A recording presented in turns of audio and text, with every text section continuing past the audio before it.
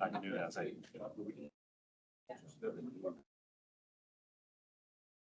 We did have it. It all depends on where you are. You see it firsthand. Yeah. There's pockets, right?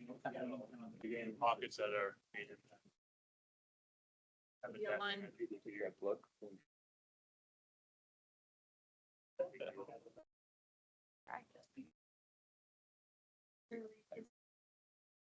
Definitely problem spots. It's a job. No, I mean, Once again, that was. probably, but. Build any other way, but.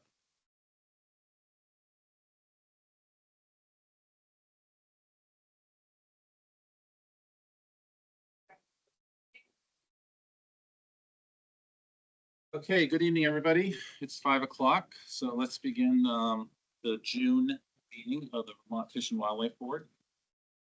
We'll start off with introductions, and why don't we start down on the end with Beth? Beth Dimeling, Grand Isle County. Allison Fraser, Chittenden County. Richard Craig, Lamar County. From Windsor County. Paul Noel, Orleans County. Dan Buren, Rutland County. Brad Berlin, Caledonia County. Neil Hogan, Bennington County. Brian Kilborn, Orange County. Anderson, Allison County. Jeff Corey, Franklin. And online, David Dean, Wyndham County. Linda Hook, Essex County. David, I think you were muted. I shouldn't be. No, you're not anymore. We can hear you now. Hear you now. Okay, David Dean, Wyndham County. Thank you. And not with us right now is John Valson Jackson.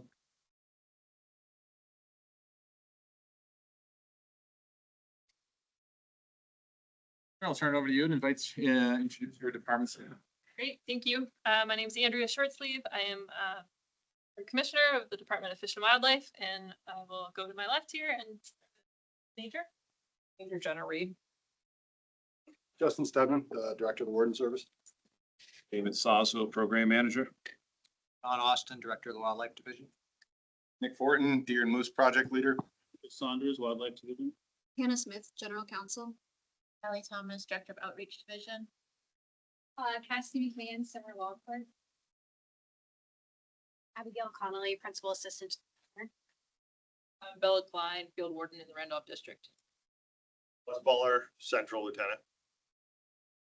Nathan LaFont, Hunter Education. Meyer, Hunter Education. Online, we have, start with Margaret. Murphy, Fish Program Manager. Eric John Palmer, Palmer, Fish Fish Division and Director. John and I overtalked each other. Go ahead, John. John Hall, Outreach Division. And Eric Palmer, Fish Division Director. And Megan Dooney with the Outreach Division. Excellent. Did you guys hear me? Yes, we Thank you, did. Megan. Okay, thanks. Okay, thank you, everybody, for being here tonight. First item on the agenda will be the approval of the minutes from May 21st, 2025. Move to accept all meetings. A motion to accept. Do I have a second? Second. I have a second. All those, any other questions or comments on the minutes as presented? Hearing none, seeing none, all those in favor signify by saying aye. Aye. Okay, ayes have it, minutes approved. Just one comment before we move down the agenda. I've been asked by the department to flip-flop number 3 and 4. We will do the fisheries rules, those turkey rules. It's an FYI. Next item on the agenda, number 2, will be public comments. Again, this is a period of time in which the public has the opportunity to speak to the board and to the department on any subject they choose to. There will be a 2-minute limit per individual, and we will do our best to keep track of time. Don't have the sheet.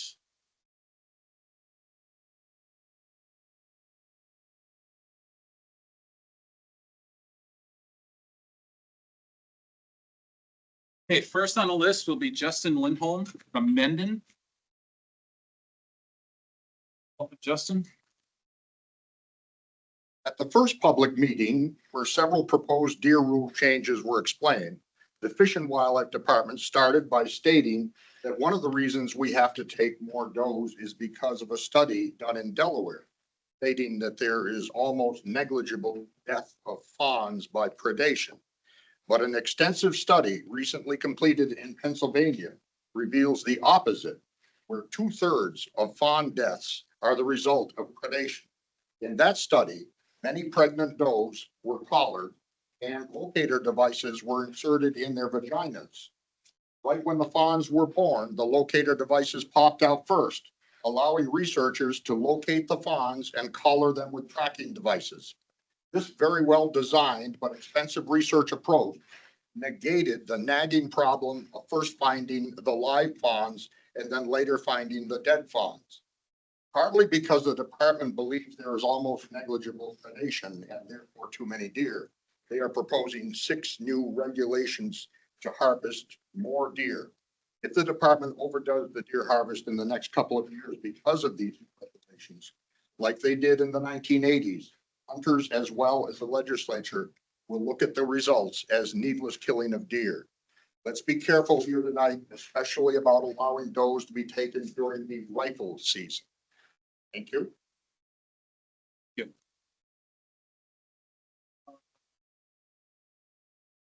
Have Pritchard, but if you want to speak, no, okay. Richard from Pollitt. I'm a representative from Rutland, Bennington County. I just want to be proactive and with the department and the board and a supporter. As I've said in the past, I support your mission and I want to attend as many of these as I can. I'm on the environment committee, so we will deal with some of these fish and wildlife issues. So thanks for all do. Next we have Rob Coronado from Orange. Rob? Good afternoon, everybody. If you're flower people, Rod from the town of Orange, Sage Mountain Botanical Sanctuary. The showy baby slippers are out now. Sanctuary, if you ever want to take a look at them, now's the time.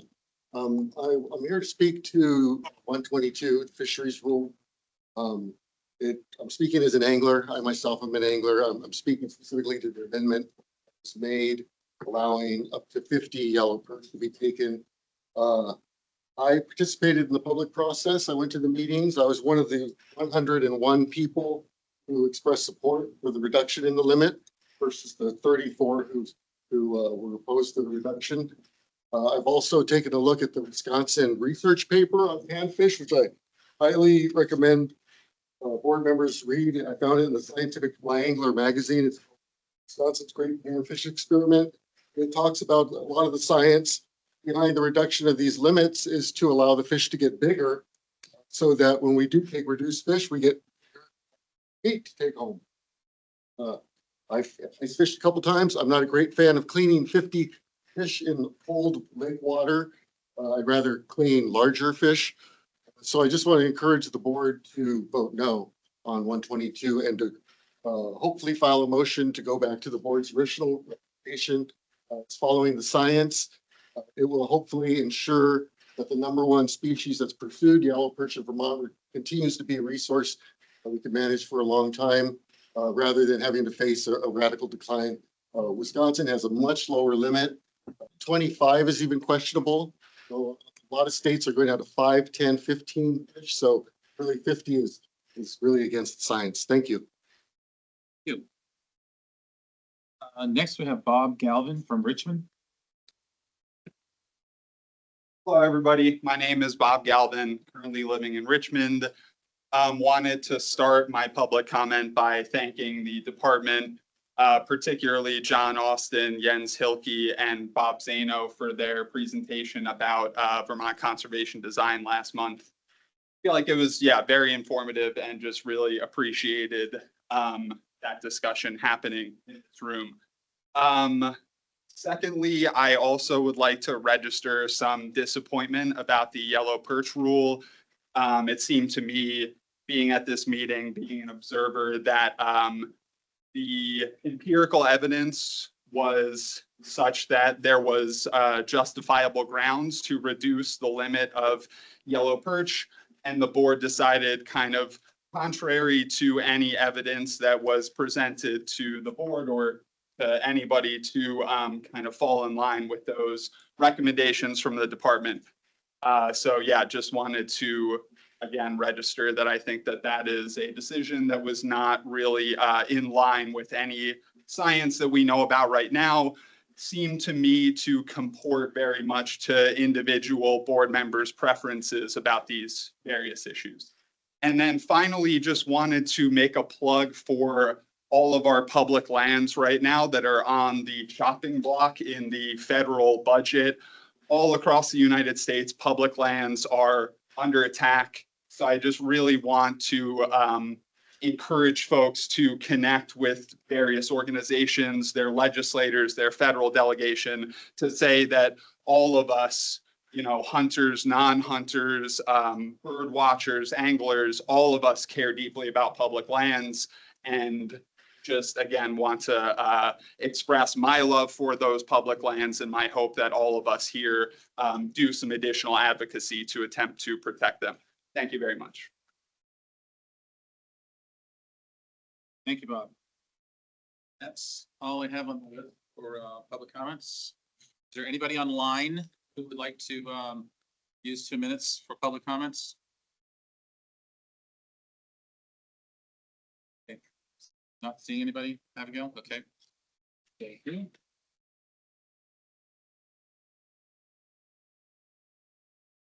Okay, moving on. Item number 3 will be the proposed fisheries rules. So I will turn that over to the Commissioner or staff for that presentation. Great, thank you. Before we dive into the fish rules, I'd like to introduce Hannah Smith, our general counsel, just to kind of talk you all through what happens with a third vote and where we are here. Sure. Yeah, just a very brief refresher. Many of you have been through this process, but to distinguish between the procedures that we set annually that look at the number of antlerless deer permits, moose permits, and our migratory waterfowl procedures. What we're dealing with now with the fisheries rules and the wildlife rules, this is the rulemaking procedure. The 4 fisheries rules that you're looking at tonight, the board will be having a third vote.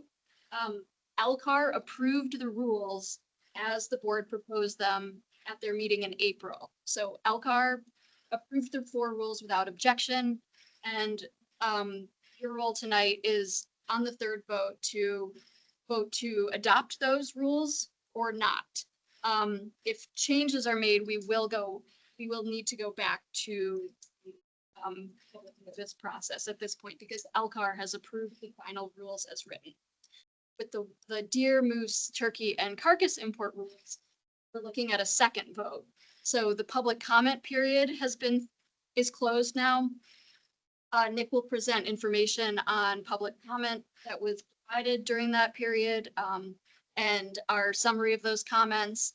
And the board will be making a second vote. The second vote is on individual sections of the rule. You'll have an opportunity to discuss whether any changes are necessary following the public comment period. And the final vote on those rules will be to move the language as approved by the board to the LCAR review. So if there are any questions, happy to answer those, but just to distinguish this between some of the procedure setting we've been doing and to explain where we are in this lengthy and complicated rulemaking process. Good question. Yeah. Is the third vote required by law, or is that something that we're doing just administratively? The third vote is something that the board does of its own accord. It is not required. If an administrative agency were going through the same rulemaking process, we would, presumably the final proposed rule that we take to LCAR is the rule that we want to see passed. Once we have LCAR approval, we just file the adopted rule. the board has this extra step where they have a third vote. In part, it becomes necessary, for example, when you were reviewing the fur bearer rule and Elcar had lodged objections. The purpose of the third vote at that point is to decide whether to move forward against those objections.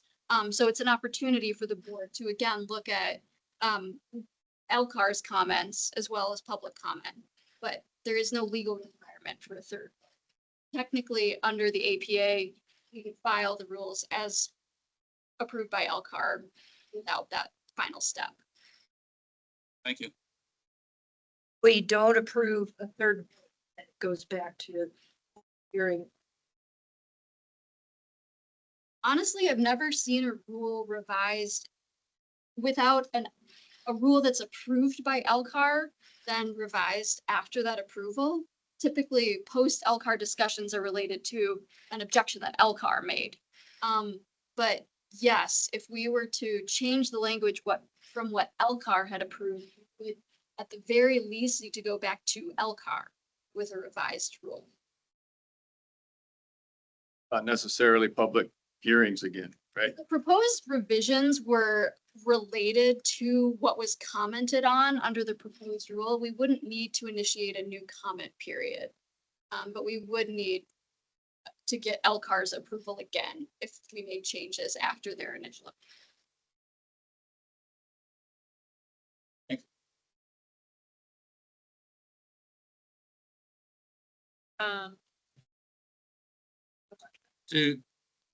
To ask the board this question, we have the rule and the different components of it as we discussed at length last meeting, and of which we voted on, and we voted on this final recommendation, which has since gone to Elcar, and Elcar has approved.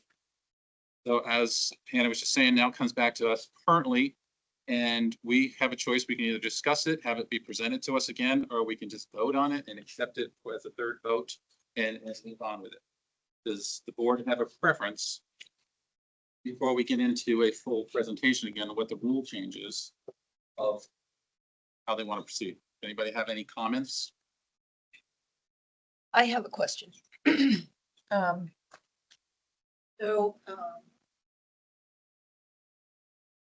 Number 3, the open water methods of taking fish. It can include shooting, but there are places where, like the sucker, both in longnose gar, bullhead, northern pipe pickerel, musky yellow, they all include shooting in their specific sections. Wondering if that's like something that needs to be added to the legal methods of taking fish. Okay, I'll direct that to the departments. If Eric wants to take that, or so, whomever should take that. Yeah, I'll let Eric. I'm sorry, I was not able to hear the audio. Could you repeat the question for me, please? Sure. Under section 3 of this appendix, you hear me okay? Yeah. It says open water fishing, legal methods of taking fish. But there's nothing in here about shooting. On particular sections in appendix 122. KJLM, we're talking about specific fish, suckers, broken, longnose gar, bullhead. They all include shooting as a method of taking. So I'm wondering if that's something that needs. I believe there's a separate section that addresses shooting that we did not open for board rulemaking this round. So partly there's also a statute, as I think most of you know, that overrides regulations or rules that allows shooting of pike and a variety of other species in Lake Champlain. But for the board rulemaking, we do have a rule that mirrors the statute, but it was not opened for any changes this round. So it's just not in 122.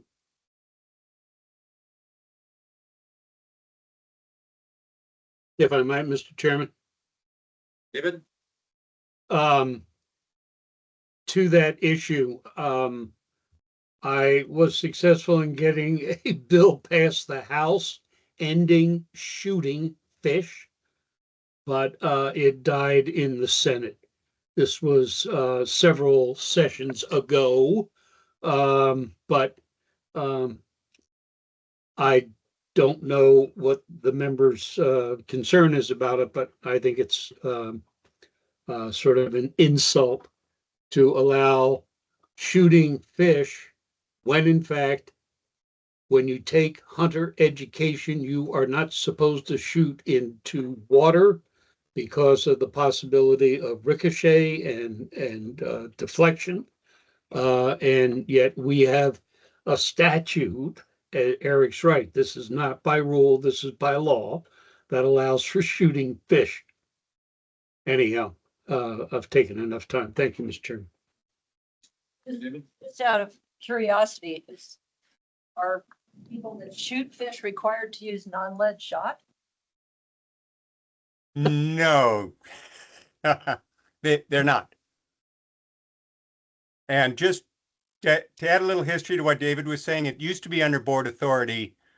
Back in, I think it was the 70s, the board voted to eliminate fish shooting, and the legislature then passed a statute to allow it. And we subsequently passed a board rule that again mirrors the statute. So if the statute were to disappear, it wouldn't be a vacuum. It would just go back to board authority, and then the board could adjust it. But right now, the statute dictates fish shooting on Lake Champlain. And it gets more complicated from there. We could certainly have a side conversation that goes on for some time about this. Okay, any other questions for clarification? John? I had a question. 8 hours of the meeting and we approved this, there was an amendment to the holder of fish seller's endorsement shall submit a report. I'm sorry, I'm not able to hear the board member. I'm talking about 4.2, the amendment that was done at the April 30th meeting. That is, the question I had was, because it's the endorsement holder shall submit a report, what is the, I guess, line in my check, what is the consequence if they don't submit a report?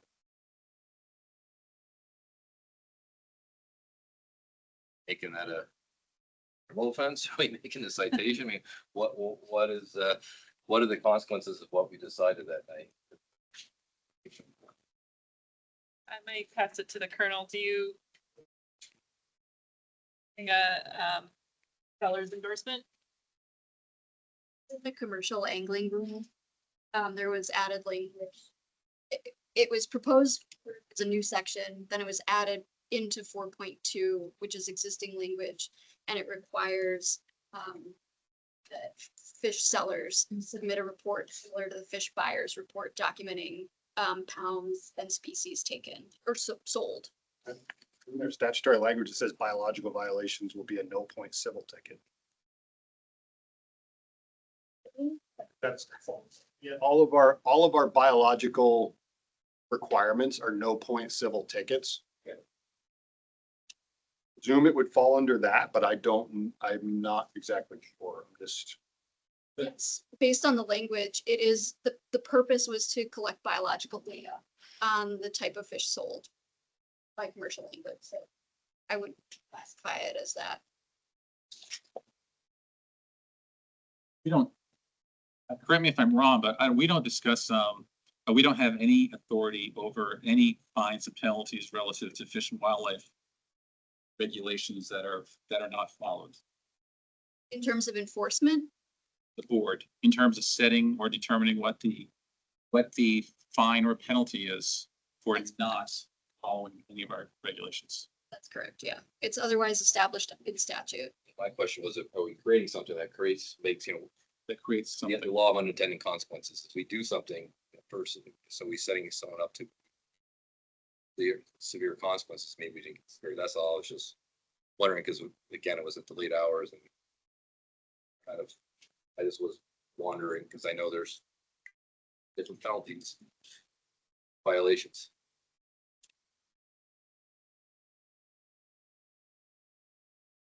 So just to confirm that, the 10 VSA 4572 states that a violation of a biological collection rule adopted by the board will be a minor violation, a civil ticket. Yeah. Yeah, I just was curious. What the- Okay, any other questions, clarifications? Okay, seeing none, can I get a motion to accept the rules as part of our third vote? I would ask that the board vote on each rule, that we need to have a majority vote on each of the 4 Okay. fisheries rules. So can I get a motion on 10 VSA section 122 fish management regulation? Make a motion, we move on that. Have a second? Second. Okay, and we're gonna take a roll call vote on that. A yes vote is supporting the rule that we approved it last month, and a no would be opposing it. So I will go first. That's a yes for me. Robert Patterson? No. Neil Hogan? Yes. Allison Frazier? Linda Hook? Yes. Jeffrey Corey? Beth Demling? Richard Craig? Yes. Brian Kilburn? Yes. Paul Noel? Yes. Martin Van Buren? Yes. Don Val San Giacomo? Yes. Okay, yeses have it. David Dean? Sorry, Yes. that's, what do I know? 1, 2, 3, 4, 6. Okay. Yes, okay. Okay, yeses have it. 1, 2, 3, 4, 5, 6, 7, 8, 9, 10, 12 to 2. Yeses have it. Okay. Let's go to section 123. Motion to adopt, section 123 commercial angling rule as proposed.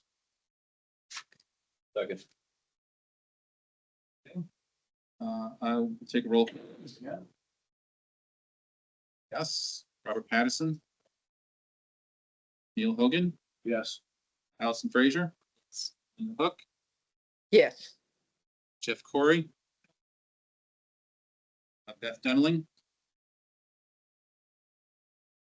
Craig. Yes. Brian Kilburn, No. Paul Noel, Yes.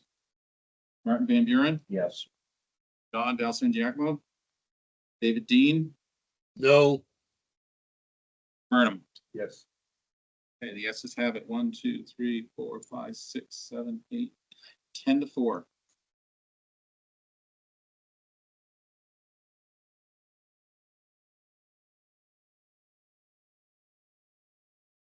Okay, and then we move on to section 124, Valley Brook spawning. Do I have a motion? Make a motion, we move on Valley Brook spawning. Second. And I have a second. We'll do a roll call vote. Yes for myself, Bob Patterson, Yes. Neil Hogan, Yes. Allison Frazier, Yes. Linda Hook, Yes.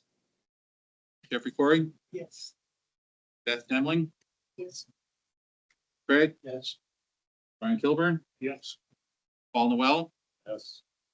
Martin Van Buren, Yes. Don Val San Giacomo, Yes. David Dean, Yes. Nick Burnham. Yes. Ayes have it. 14-0. Okay, and finally, we move on to section 141, bait fish rule. I have a motion to accept it. Do I have a second? I have a second. Okay, we'll start with Brad Frillin, yes. Rob Patterson? Yeah. Neil Hogan? Yes. Allison Frazier? Yes. Linda Hook? Yes. Jeffrey Corey? Yes. Beth Demling? Craig? Yes. Brian Kilborn? Yes. Paul Noel? Yes. Martin Van Buren? Yes. Don Val San Giacomo? Yes. David Dean?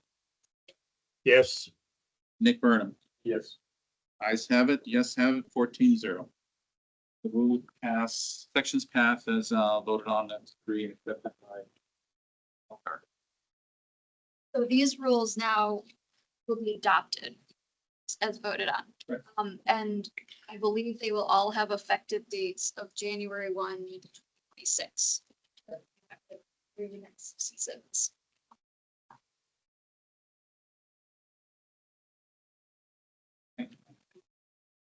Okay, next we will move on to the proposed turkey rule change. Commissioner, turn it over to you in the department. Great, thank you. I'd like to introduce Tony Vakula, our turkey project lead. He's here to answer any questions.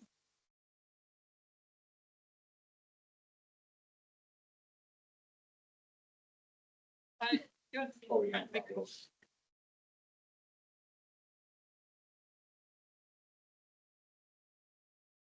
So one rule change, this time, and that's regarding the archery only season. Currently, the archery only season runs from the first Saturday in October until the Friday before the beginning of the turkey season, which is usually the week. Under the proposed change, it would start October 1st and run until the Friday before the beginning of deer regular season, which is in mid-November. So it'll be an extension of the turkey archery season of a couple of weeks. Question. Yeah, of course. I forgot, I didn't pick that one up. Both the youth and the non-turkey. So on the youth section, it says 7.3 bag limit. Total of 2 turkeys.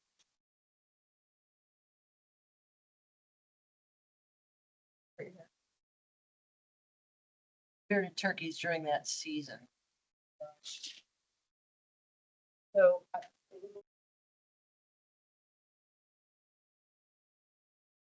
they said they can take 1 bearded turkey. And There's something wrong with the sound. I cannot hear. Sorry. She was asking about the bag limits during the youth and the spring seasons. I'm looking at the language. I can't hear what she is saying. That's all. For youth, it was 1, and for spring season, it's 2. for everybody, it's 2 turkeys. For everybody in the spring season, it's 2. So technically, a youth can harvest a turkey during youth season and also 2 during spring season. But that's not up for.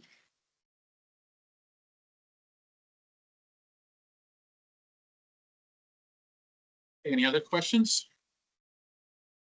And again, it's as a reminder, this is our second vote on this. So after we vote, then the rule as voted on tonight will go to LCAR. And then it will come back to us for a third vote. And depending on what they do, that will respond for the second vote. So if there are no other questions or comments, can I have a motion to accept or reject the rule? I have a motion, Patterson, and I have a second. Okay. We can probably do the voice vote. All those in favor of accepting the rule for second vote signify by saying yes. Yes. Yes. Yes. No. Ayes have it. That's 14-0. Okay, thank you. Now moving on to the next section is the proposed moose deer regulation. Turn that over to the commissioner in the department for that presentation. Before we jump in, I guess I'll introduce John Austin. Say something? Thank you. I'll speak now, I guess. Thanks. Oh, sorry. No, it's fine. Good evening, everybody. Before you start, John, can I just, that it is hard to hear. I can appreciate Dave having a challenge understanding, because even I'm having a little bit of difficulty hearing board members at the end of the table. So the air is on, I understand, but it's just, if you could just project as much as you could, we'd appreciate it. Checked. Yes, indeed. Thank you for the reminder. My comments relate mostly to what is going to present regarding the deer rule changes. Of course, we've presented you with a pretty broad, diverse package of complicated rule changes. The first set of changes that we're going to go through, I think, are a little more straightforward than some of the deer rule. Simply wanted to acknowledge that in addition to presenting all of the fish rule changes to all of you, we've added these complexities. And I really appreciate all of your patience and your due diligence in trying to assimilate a lot of complicated information that we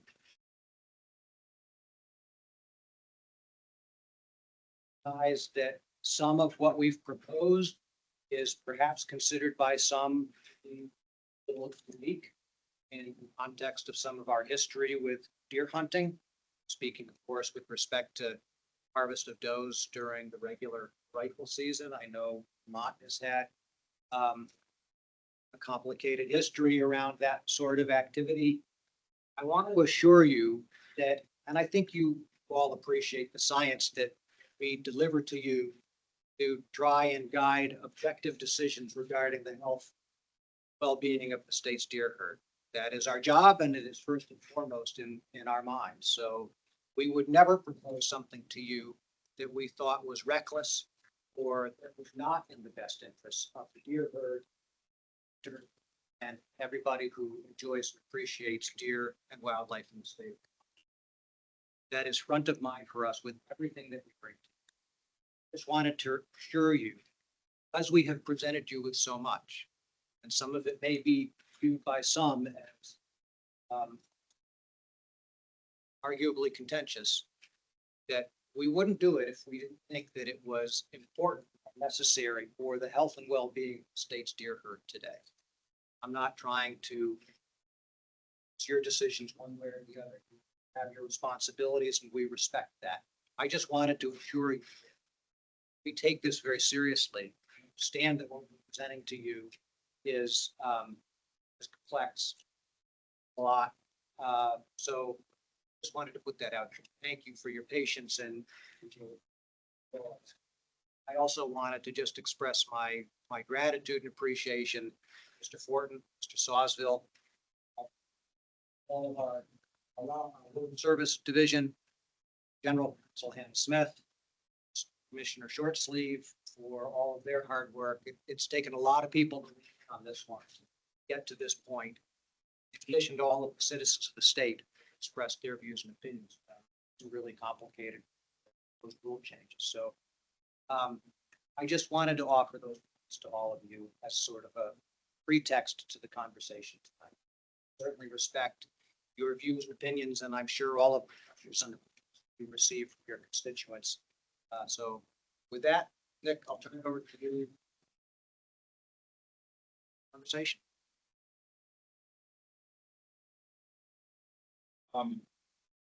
So we have a lot.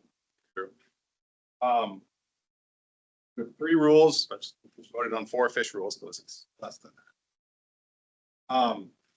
3 rules, I'm gonna walk through them one at a time. We'll go through at least the deer management rule piece by piece. If we want, we can do that on the moose rule. Walk through each of these one by one, what they were, what the public comments were, and the concerns that came up. So first one was, Go back to that. So, board, you're going to talk about each one of these sections. You spend some time on section 17. As a board, do we want to vote on 17 right after the conversation and ask questions at that point before we move on to 33? So, okay. yeah, and I should have, that was Thank you. a long kind of working presentation. Question. So carcass import rule. This one hopefully is relatively straightforward. Main thing we did with a very long title, rule governing the importation and possession of deer or elk, now cervids, from chronic wasting disease endemic areas and captive hunt or farm facilities.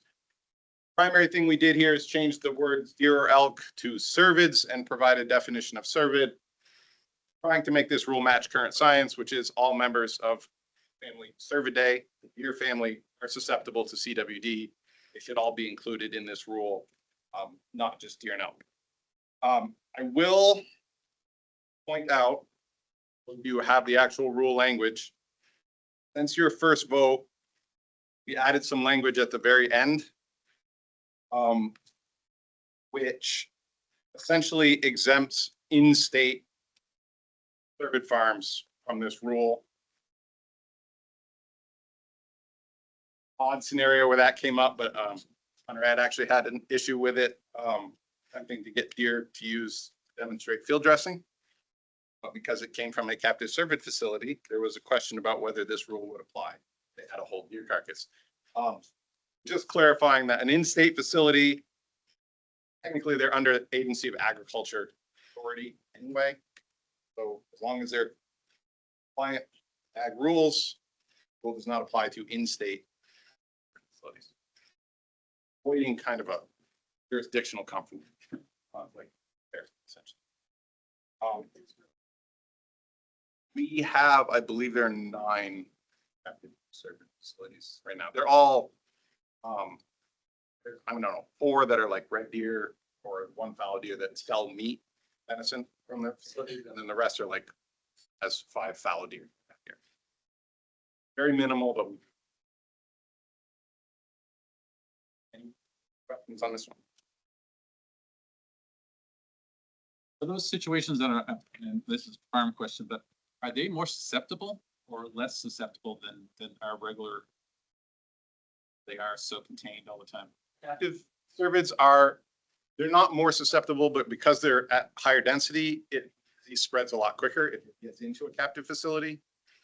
That's the bigger concern. And the biggest concern with captive facilities, which is pretty well regulated at this point, is they move live animals. So ag generally, they can, but they generally don't allow here to come into Vermont live animals. That would be our biggest concern, right? Is a diseased animal live coming into the state.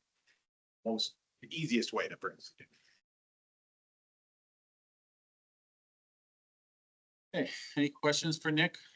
Big proposal? Department at this point? Okay, seeing none or hearing none, do I have a motion? I have a motion to accept the proposal. And I have a second. Okay, we'll do this by voice votes. All those in favor of the changes to 10 VSA section 17. All those in favor as the rules presented, signify by saying aye. Aye. Aye. Opposed? Ayes have it. That's 14-0. 13-0, excuse me. Yes, Don had to recuse himself from this personal conflict and professional conflict. Potentially, I just want to be careful. Yes. So that's 13-0 for the record. Thank you. Okay. Moose rule. Now I guess I can ask here, Brad and Board, want to go through want to vote one by one, essentially, or as a whole? I'm going to discuss it as a whole, but leave it up to you at the end if you want. Ultimately, as Hannah noted earlier, you need 1 vote. What we'll do, we'll let Nick go through these one at a time. But if he moves from 1 to 2, if anybody has any objection to number 1 section, voice it at that time. If we don't hear it, we'll just go on to 2, and then we'll go on to 3. Then we'll vote for the entire, all 3 sections at once. So moose, we had 3 proposed changes to the moose rule. 2 were substantive, but the first one was updating the language regarding the veteran lottery and auction permits, just so it's consistent with statute and operating consistent with statute. This doesn't change anything about how we've been doing anything, just making the rule match statute. So that one, not really substantive. The other 2 will be more substantial changes.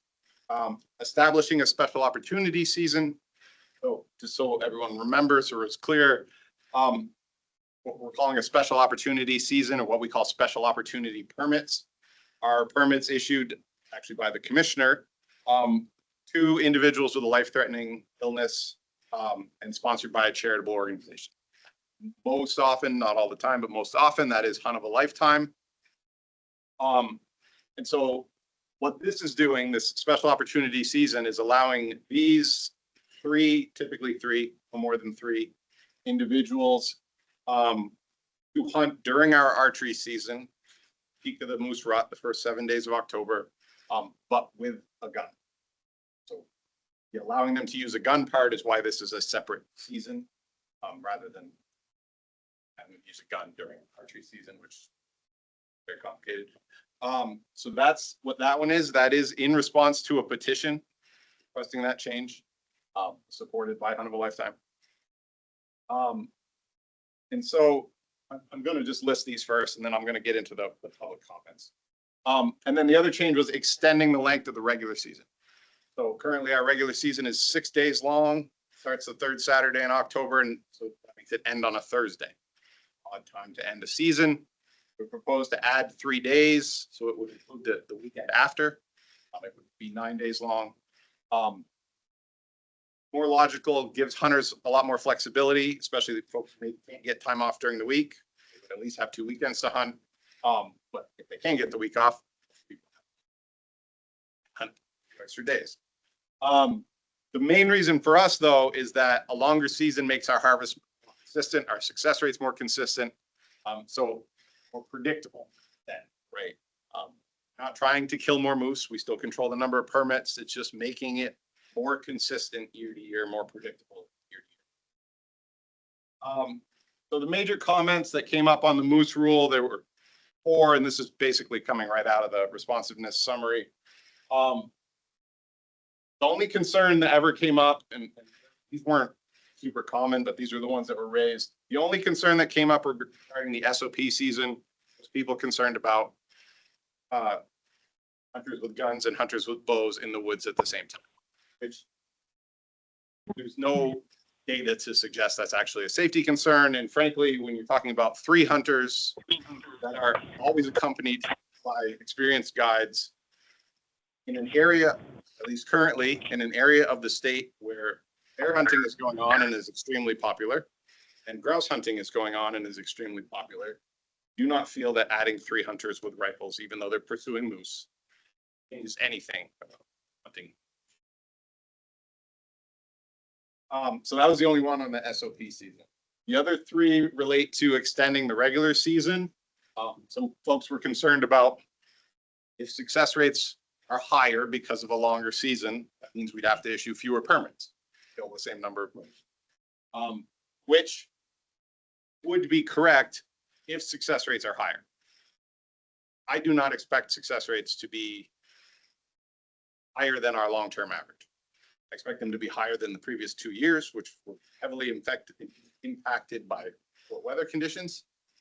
But New Hampshire has this 9-day season, essentially exactly what we're proposing, and their success rates have been almost identical to our long-term success rates. Reason to think that we're suddenly going to have a 90% success rate because we added them. But regardless, if that happened, it would result in fewer permits. That's the trade-off here, right? Not expected to be. People concerned about impact on moose population, again, under the impression that a longer season will result in more moose killed. Control the number of permits issued. You control the number of moose permits issued every year. Harvest will not go up. We want it. Right? So it will not have any impact on the moose population. And then the last concern that a couple people raised, or brought up, not really concern, an alternative. Why don't we just move the season earlier, trying to kill more moose? First, we're not trying to kill more moose, we're trying to be more consistent. We're trying to create a framework that works regardless what our objective is, right? Whether we're trying to reduce the moose population or stabilize it or even let it increase, if we can predict our harvest better, that system is going to work better for us, regardless of our current management objective. So that's one reason. And the other reason we really can't go earlier, and I think I've mentioned this to most of you when we were talking about moose season proposal. Data we get from cow moose, we need to collect when we collect it now, or even like can't go any earlier. Get the data from ovaries that we need from cow moose. Yeah, we could kill bulls earlier, but that doesn't affect our population. So, those were the concerns that came up with this. Questions, comments, etc. If the success rate was to surprisingly increase, then we actually have a choice of either reducing the permits or changing the length of the season. Or I mean, yes, we can always reduce the length of the season again. That's of course rulemaking and takes longer than our season permit setting, which we do. But yes, or do both, just one short term and one long term. right. If that became a problem, then yeah, we could practice.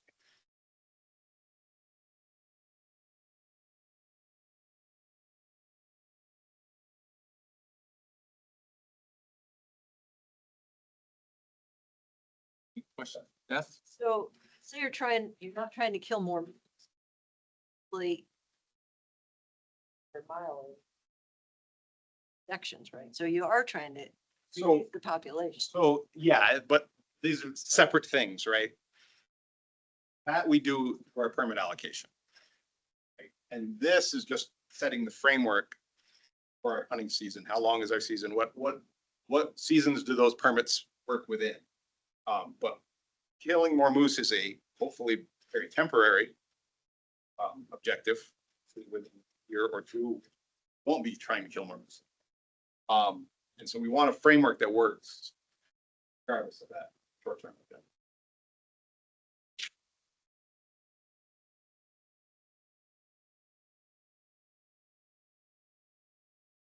David Dean? Yes, under section 13, control measures, subsection G has been struck. And I could not find in the language of this proposed rule that it had been replaced somewhere else. And it's having unless uncocked, a person shall not possess or transport a crossbow, etc. Has that been placed somewhere else? Yes, so this, you may also notice this is struck, it's in the deer rule in several places, and this was also struck. This was recently added to statute. This is now covered in statute. Okay, so it's in the green books now. Yes, so we removed it from rules, so it's in one place in statute, and we don't have it in all of our different. Okay, so, and this, I was gonna ask the same question on the deer rule, but so this is in the green books. Enforcement knows that nothing has changed. You can't have a loaded gun and you can't have a loaded crossbow in a vehicle. And they're prepared to enforce that. It was part of our, we only had one bill that actually passed, right? But our Fish and Wildlife bill that passed this. Miscellaneous Fish and Wildlife bill. It was part of that. Yeah, so Okay. this was 10 BSA 4705 was amended this session to include cocked crossbows as well as other loaded air guns and air rifles. So any long gun in a vehicle essentially. What So this about is- pistols? Handguns are not covered by this section of statute. But we allow them on a hunt.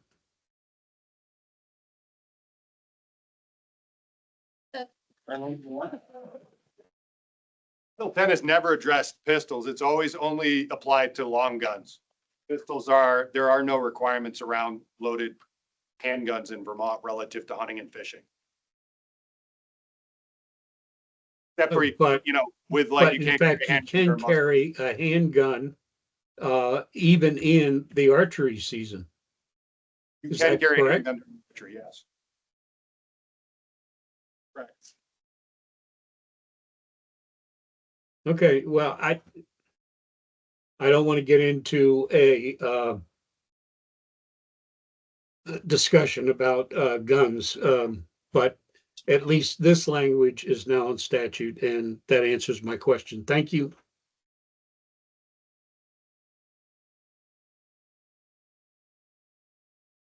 Any other questions for Nick? This particular section. The moose rule.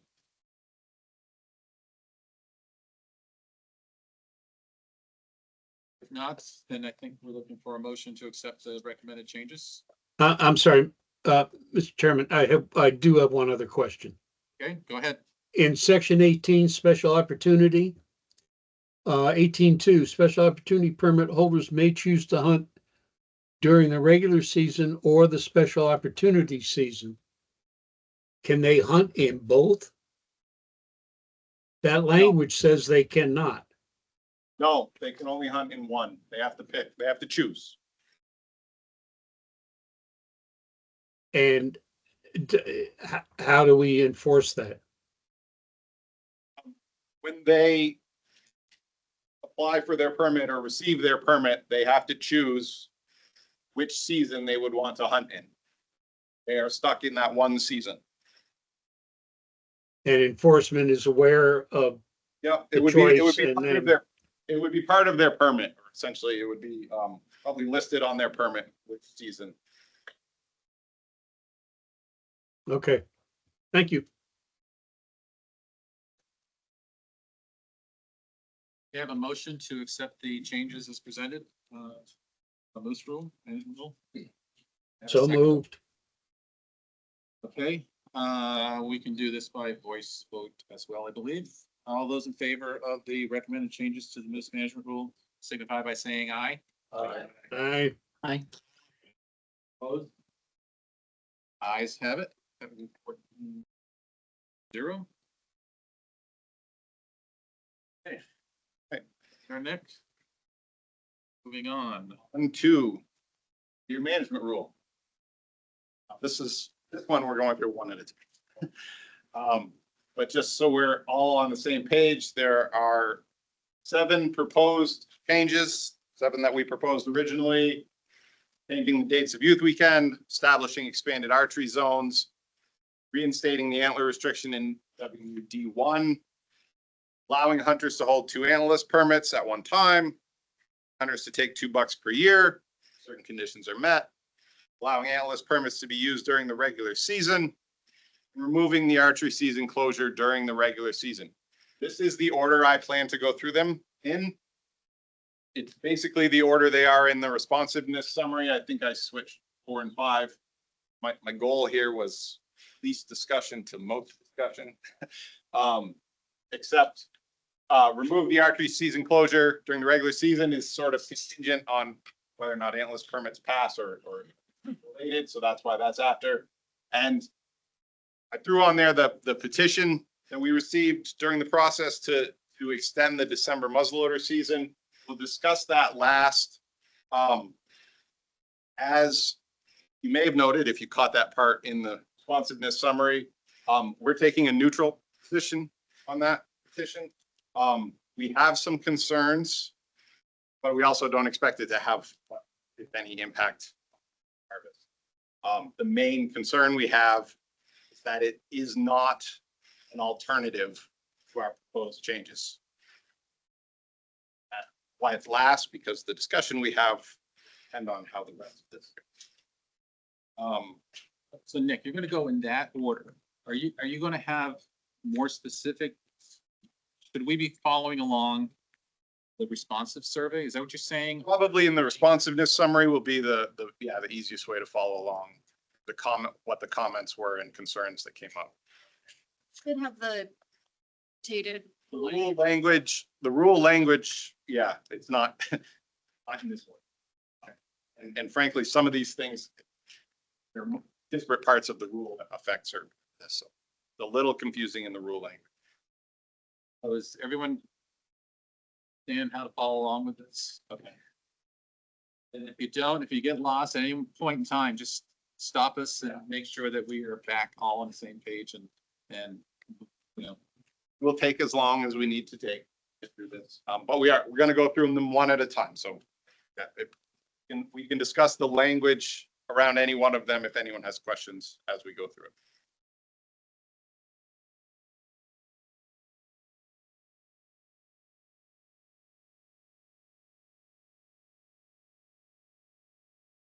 I guess before we get into any of them, I want to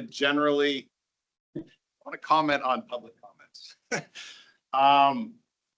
We had a pretty long public comment period, 90 days or 95 days. Yeah, a long 95 days. We have 5 public hearings. I think most of you attended at least one of those. We had official attendance at those hearings of 295 people. That's the people who actually signed in. So realistically, well over 300, but in the ballpark. We received comments, meaning those comment sheets that we hand out to folks at the meetings, from 250 people. And then we received another 234 comments, mainly via email. I hope most of you read at least a large portion. People at times, but important to read through all of that. What I want to point out here, though, so as you're all aware, the public hearing, people who attended the public hearings had to sit through me talking. They had to listen to my presentation. They understood exactly what we were proposing and why we were proposing it. And then their comments on a sheet we handed out, so they're specific to each rule change. The other comments, the email comments, are kind of all over the board, right? Some of those people are responding to a headline. I'll show this in a second, or email the department sent out, and we don't know their level of how informed they are. Right? We don't know if they actually know what we've proposed, or they just heard a rumor and are sending it in. So it's important to keep that in mind. And then as I go through each part, you've seen in the responsiveness summary, what we're really trying to get out of public comment is what are the concerns that people have, right? What are maybe things we didn't think of? What are major issues? Generally speaking, public comment is not a vote, not a referendum. It's not a, if more people support or oppose something, it shouldn't pass or should. But it is a way to get a general sense of how the public feels about something. If there's overwhelming opposition to something, then absolutely, right? You all should act on that. But it's not like if we're 51% opposed and 50% for, well, you can't support something. Well, I could really only do that from the public hearing. They were specific to each individual change. I tried for the email comments, and on a lot of them, I could not figure out whether they were supportive or opposed, or what specifically they might have been supportive or opposed to. And so I got a ways into it, and I said, this is not going to be meaningful. Again, that's why I hope you read it and you have your own sense of where those might be. Regarding the email comments, I want to show a timeline of when those happened, right? So February 19th was the board meeting where we introduced these proposed changes.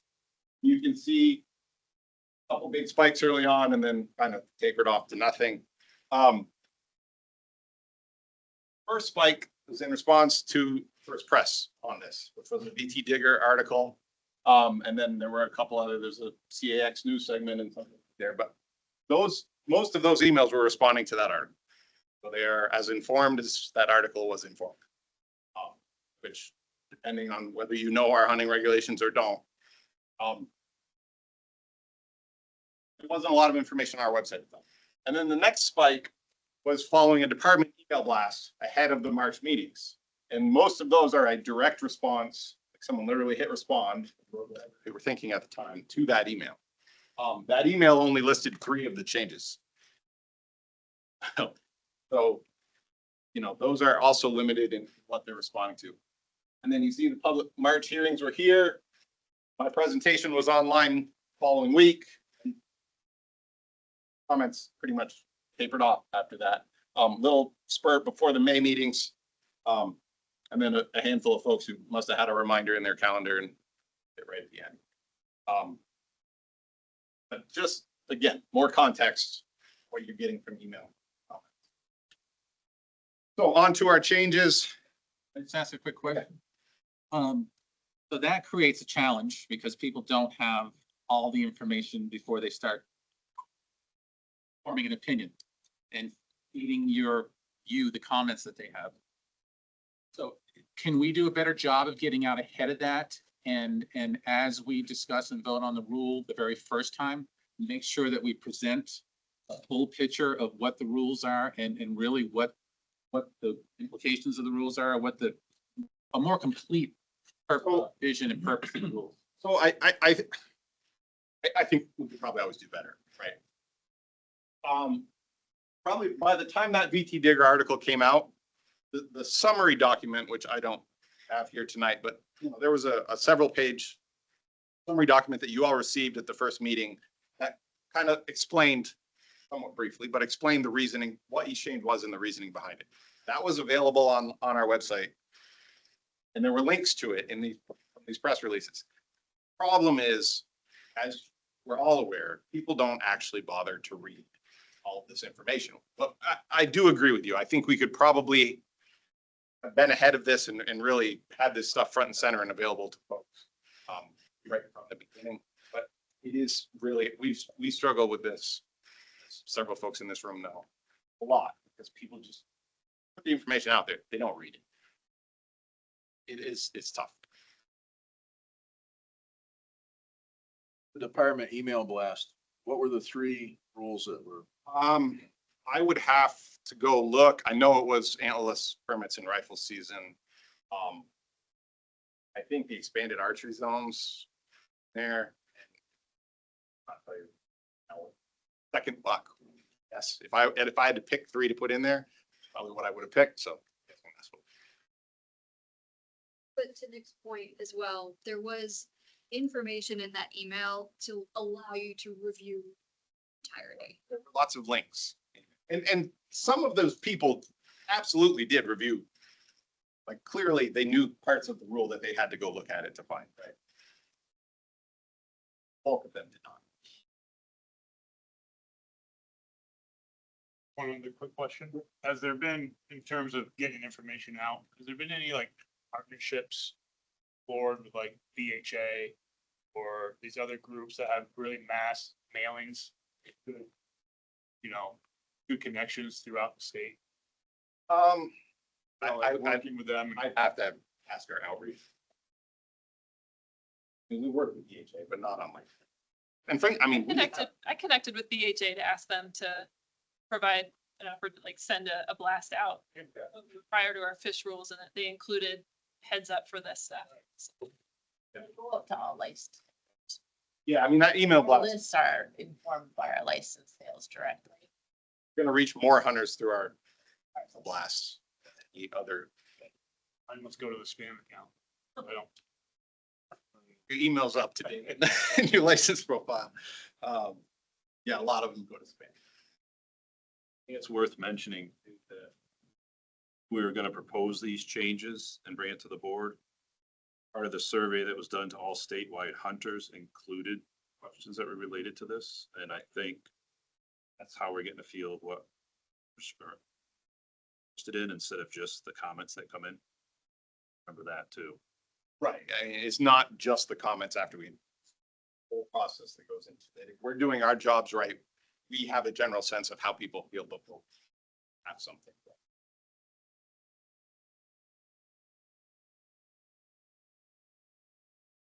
First proposed change is moving youth weekend back to its original timing, weekend before regular season. Again, just the reason why we're proposing this. We moved youth weekend 2 weeks in youth. Yeah, it is called youth weekend. 2 weekends earlier, beginning in 2020, last round of year rule changes. And turns out that caused a drop in the harvest, but more concerning, a drop in participation, which resulted in part of that drop in the harvest. But turns out there's a lot more conflicts in October than there are in early November with activities, et cetera. So proposing to move this back, hopefully get that participation back. And since we collect biological data during this season, maybe boost that harvest up a little bit. That's the impetus here in the background. This is the support from the public hearings, best we could gauge it. This neutral, no comment bar, and you'll see this is gonna be the same for every section of this. Those are either, a lot of folks did not leave a comment on this part of the paper, right? Or they left a comment, but it could not be clearly put into support. It was an alternative idea, or I don't care, whatever it was, but those are neutral. But otherwise, obviously, very strong support for this one. And then the only concerns that came up, and these were a couple people, I think, raised each one of these. Potential effects on archery hunting opportunity. Now, it's the same impact. Now, the only difference is that it's the weekend that everyone wants to be hunting. So a little selfishness there from archery hunters, right? They're already losing or competing with youth hunters for one weekend. It's going to be a different weekend now, if this passes, but it is early pre-rut, prime time to hunt bucks. So a little selfishness there. And then a little concern about what effect it might have on opening weekend of the regular season. We had that system in place for 25 years. And actually, when we moved it earlier, since 2020, our opening weekend harvest has been a lower percentage of our rifle harvest. So no evidence that this had ever had any impact on opening weekend of the regular season. In fact, if anything, the opposite. It's not true, but no evidence that one of those are true. That's what I've got on youth weekend. I thought there were a couple comments on age limits. Is that people think that hunters are too young to go out? Yes. My understanding now, I mean, I think the comments in here are transcribed as someone wrote them down. But my understanding when that comes up, it's usually, yes, they're concerned about kids that are too young participating in youth. Of course, there's a question about whether they can safely handle a gun and or whether they're the one actually shooting. Always follow suit. We don't currently have age limits. Obviously, they have to pass hunter education. And I would turn to Allie or Nicole to explain how hunter education instructors gauge whether someone can pass. I was just curious which end of the age spectrum we were talking about. It was the young end. There is an upper limit. Yeah. And there are some folks who also think like they should only get one deer and then they can't youth hunt any. That's that way. Other questions on youth weekend? Any thought on maybe making the youth weekend a little longer? Yes, we have contemplated that. It didn't rise to the top now. Moving it is our first priority. Very easily get 2 really bad days. Yeah, for sure. Weather definitely has an impact on it. I think that's a discussion we can probably have in the future. It gets a little complicated if you try to do more than like add a Friday to it. If you're trying to make it really long, then I think our concern would become it would be impossible for us to collect biological data. Spread that harvest out too much. Can't have staff sit at a check station to see 2 deer. And 2 days, Thursday to Friday. Yeah. May or may not change anything. It might not, depending on whether they're available or not, but that it would hurt either. But yeah, I mean, this came up in several folks suggested it this past spring, but the year before during the deer meeting. So yeah, why not add a day or to it? I don't think it's something we're opposed to. It's just our priority right now is. Personally, I believe that's one of the greatest things that the department ever did. Youth weekend. It's just.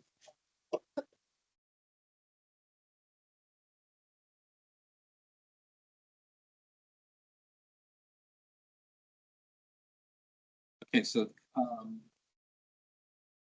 that's all you have on youth deer weekend. Is the best thing to do to vote on that section right now within the rule? That's probably the easiest and clearest way of doing it. I mean, ultimately, we're gonna need one vote at the end. If we make any changes, like on whatever, on the whole thing, it's, you have to vote to approve the entire. I think we can at least take a vote now so that we know whether or not there's any objectionable components to it. And if not, then we'll know that that's clean and we can focus on those I areas. think that makes sense. Okay, so that would be section 10.0 in the deer management rule. If anybody wants to see the actual language itself that Nick has been speaking to.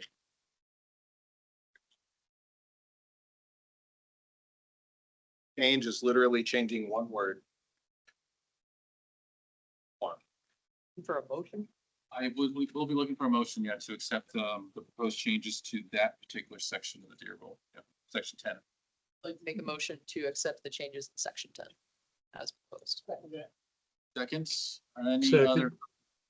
Okay, we have a second. Any other questions or comments? I think we can do this by voice vote as well. All those in favor of accepting the proposed changes to the youth deer hunting weekend, signify by saying aye. Aye. Aye. Opposed? Okay, ayes have that 14-0. Okay. On to the next section. Is establishing expanded archery zones. So again, so we're all on the same page. We've proposed establishing 8 expanded archery zones, the green areas on the map here.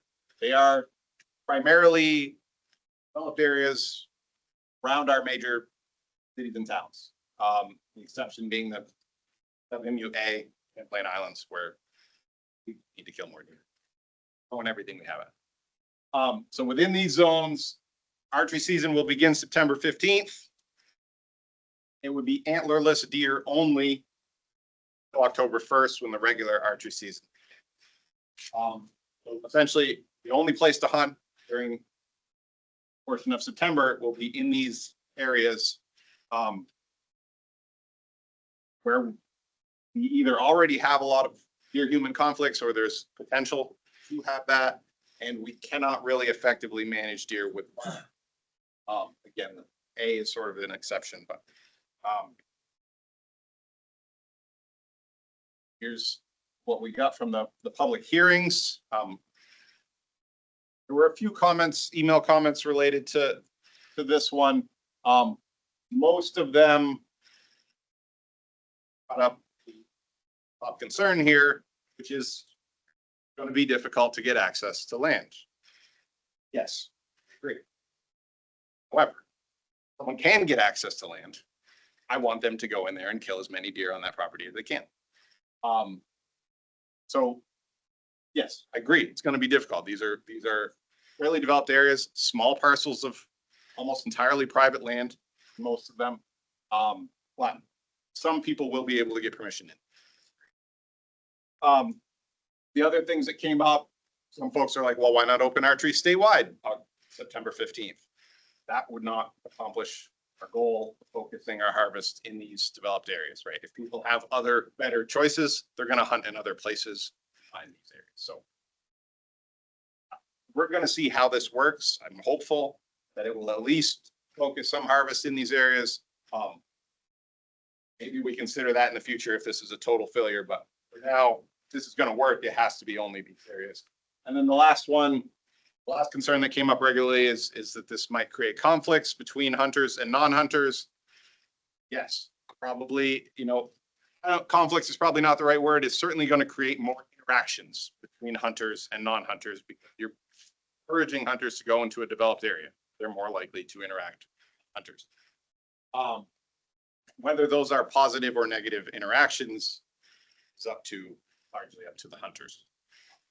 Going to be some fair amount of outreach required. This rule has passed on our part to really inform hunters about expectations. If you're going to hunt in these areas, need permission from not just the property you're on, probably the neighbors as well.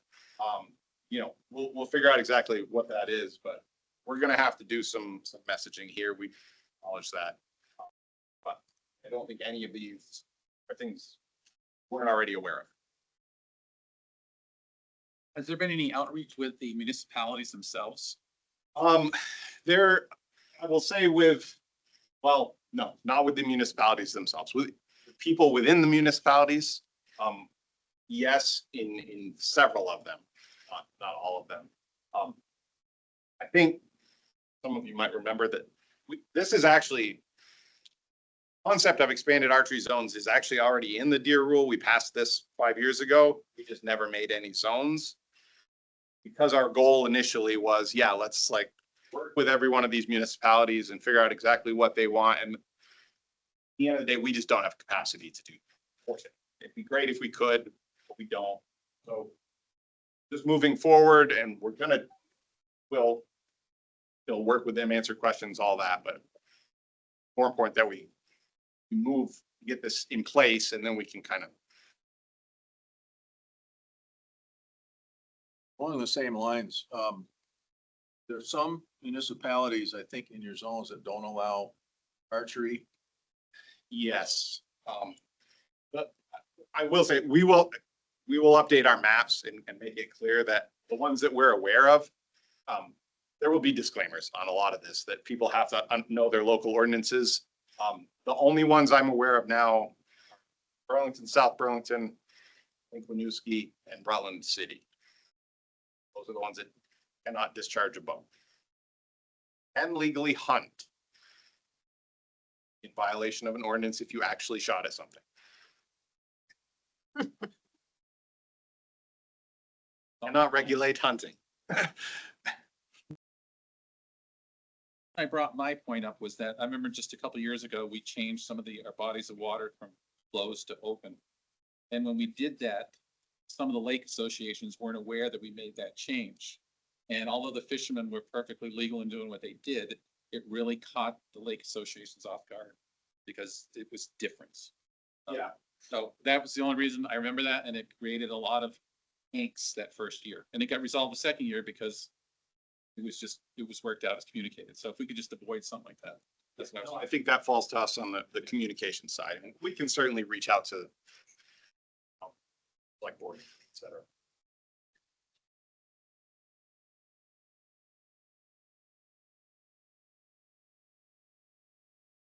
More questions on this section? This is section 9.6 of the annotated language.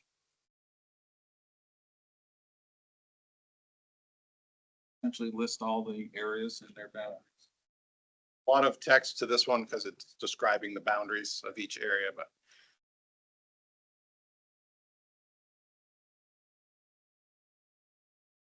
Okay, seeing none, do I have a motion on this 9.6 expanded archery zones? I have a motion to accept, and I have a second to accept the language as presented, the changes as presented on section 9.6. We'll do a roll call vote, we'll do a voice vote. All those in favor of recommended changes to 9.6 signify by saying aye. Aye. Aye. Opposed?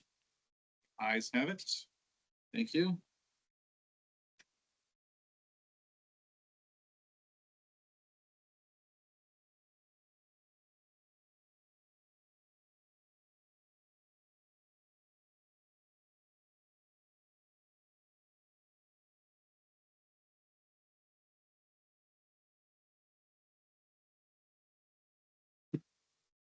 The next change is reinstating the antler point restriction in WMUD 1. So this one, so we're all on the same page. So this is survey results showing that most of our hunters, significant majority of our hunters, want us or support management to increase the number of older, larger bucks landscape. To that end, in our 10-year big game plan, we have buck age structure goals, objectives. A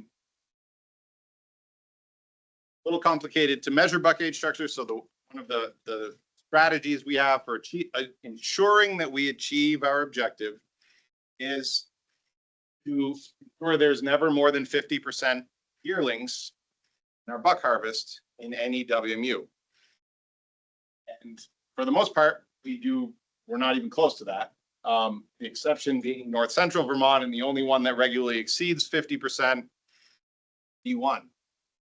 And D1 is also the only unit where we have seen a substantial, by far the most substantial drop in number of mature bucks harvested here since 2020. So they are killing too many yearlings. Is affecting the number of mature bucks out there. We're going to stick to our objectives, buck age structure objectives. We need to take action, something to reduce the buck harvest in that unit. Our proposal is to reinstate the antler restriction in D1, which will accomplish that. Public hearing support, again, really strong support. Obviously, this is all of the public hearings. This was actually pretty much the same. If I broke it down by individual hearing, it was about 66% support at every single hearing in Orleans. And actually Montpelier had quite a high percentage of D1 hunters as well. Opposition was a little bit higher at those hearings, less more opposition, but still really strong support everywhere, given the rationale I did. We also received relatively few emails on this one, specific to this one. The main comments or concerns that came up, a lot of folks who would like to see the antler restriction reinstated in either another WMU where they hunt or statewide, like the antler restriction essentially. And then the other end, people who don't want the antler restriction, want to be able to take spike horns, you know, arguing essentially hunting is about meat, not antlers. We should be able to take any buck. We don't need to reinstate the antler restriction in any other WMUs. It wouldn't accomplish anything. Restricting what hunters can hunt without any benefit to the number of mature bucks out there on the landscape. There's no reason to reinstate it other places, other than that people think they want it, but I don't think that's a good reason. And then regarding, you know, people wanting to take a spike run because they're interested in meat. I think every hunter is interested in meat, but a lot of hunters also have other interests, right? Every hunter I know eats every deer they shoot. It doesn't mean still aren't selective and do a mature buck. So meat is not the only reason that hunters hunt. A lot of hunters, at least. And on the meat front, we're trying to get them more antlerless harvest opportunities. Sort of help with that, but I can accept that, you know, this reduces some people's chance in some parts of the state of harvesting a deer during rifle season. It's the only time they hunt. But have goals. If we're going to actually meet those goals, if we're not going to ignore it, we have to do something. That's what I had on D1. So any questions, comments? What comments did you have on the spike horns? Like, was there 50, 100, or that they? I mean, or I have to look at, have a spreadsheet somewhere from the hearings. You know, most people at the hearings commented something. I would say that the second one, that we should be able to take spike horns, weren't many of those. A lot more people who just wanted the antler restriction back. Yeah, it's your serious meat hunters that limited nothing. The youth weekend. That mean a youth can't take a spike horn on youth weekend? No, youth weekend is exempted from the antler restriction. Well, technically, you all decide that every year, whether they're exempted or not, but they're exempt. I live in D1 and I've got a lot of personal feedback just by talking to people. Surprisingly, close to 50-50, but I fully support reinstating APR back in D1. It meets all the metrics that apply to do that. So again, you can't argue. There were some people that they didn't want it in D1, but were okay with it in the other units. which had me scratching my head a little bit, but because I guess they lived in D1, but I live in D1. I said, I live in D1 as well too, the very lower end of it. But my question is this, is if the stats that you just gave, how, greater than 50% of the deer taken have been bighorns. And that Yearlings, not spikelings. They're year and a half old. Some of those are 4-pointers or 6-pointers. year and a half old, okay. And the larger aged bucks have been reduced. So I could look at that information and say, well, that tells me that people in D1 just want to shoot deer. Doesn't mean though that age structured deer, older deer aren't there. It's just the hunters are just taking them because they want to get a deer. And so it's not a measurement of the deer on the landscape. It's the measurement of the deer that are taken that you're looking at. So how do I know that the deer we aren't successful in our age structure? That's a very valid question. And frankly, that's why we use that metric, which is, we get every year from our harvest, because actually measuring the age structure that's out there on the landscape takes several years of data, and we have to kind of add back and figure out what was out there. So like right now, I could probably pretty reliably tell you what was out there in 2021. First year basically of regulations, and I don't know if that would mean a whole lot. But so we had to come up with something we can do readily. And you can essentially modeling, but you can do some calculations, right? You could do this on a napkin if you're good at math. But you can figure out that if 50% or more of your harvest every year is a year and a half old, there is no way that enough animals are surviving age classes in those old classes. It's a clear indication that your harvest rate, the percentage of all the bucks that are being killed, is high, too high to allow them to survive. That's where that 50% came from. You're not wrong in the fact that any one year of 50% doesn't mean anything, but it's the consistency. And that's why I'm not worried about those other WMUs that did flash over 50% once, but it's the consistency there that tells me there's just no way enough bucks are surviving. But moving forward, we're not going to have that 50% metrics anymore. We're not taking spikers. So, I mean, we'll still track it like we do, but like it'll look. The question is then how if you're taking spike horns, track it? How do you then track it? then essentially, if you can't take spike horns, there's no way you're gonna your harvest rate will be too high. If we have an antler restriction in place, you're gonna meet our current age structure objective.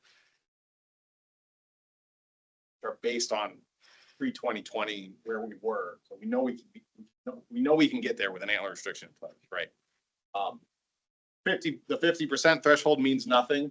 WMUs that have an antler restriction, because yes, most of them are off limits to harvest. So I'm showing it, but it doesn't mean anything. But you'll also notice that it's in the teens in most of those WMUs. With an antler restriction in place, just no way you can harvest enough deer. It's not. Sure. Yeah, metric is no longer important. So we have a restriction in place. Sort of the safety net. If we don't have that restriction in place, how will we know? That's where we.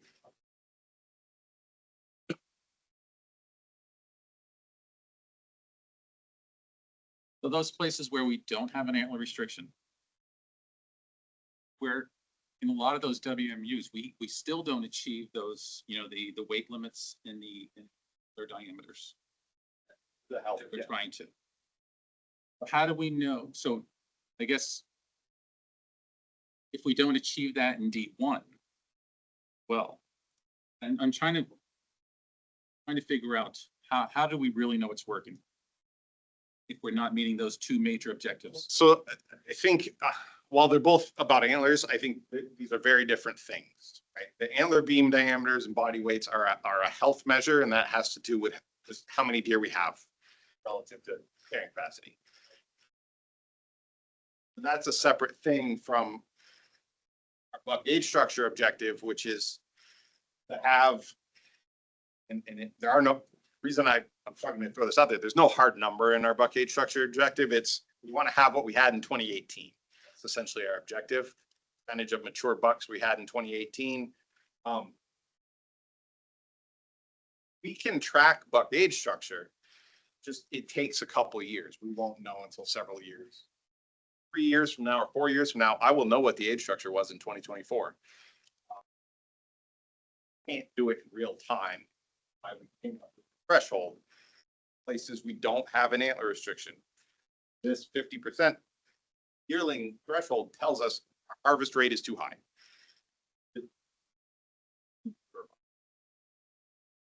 Where this comes from, I'm confident we can track any of it. Again, sometimes we just takes more time. We have to look back a little longer, but tracking.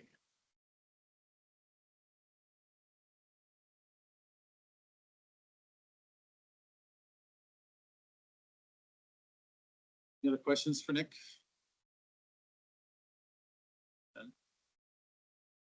Okay. Okay. So I have a motion to accept the recommended change. That would be, let me see, that is.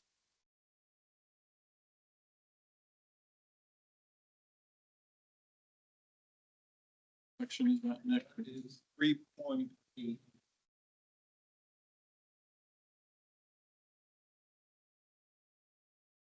3.8. Okay. I have a motion to accept the language changes as presented in section 3.8, adding D1 and required restriction. Have a second? Second. Okay, all those in favor signify by saying aye. Aye. Opposed? Okay, ayes have it, 14-0.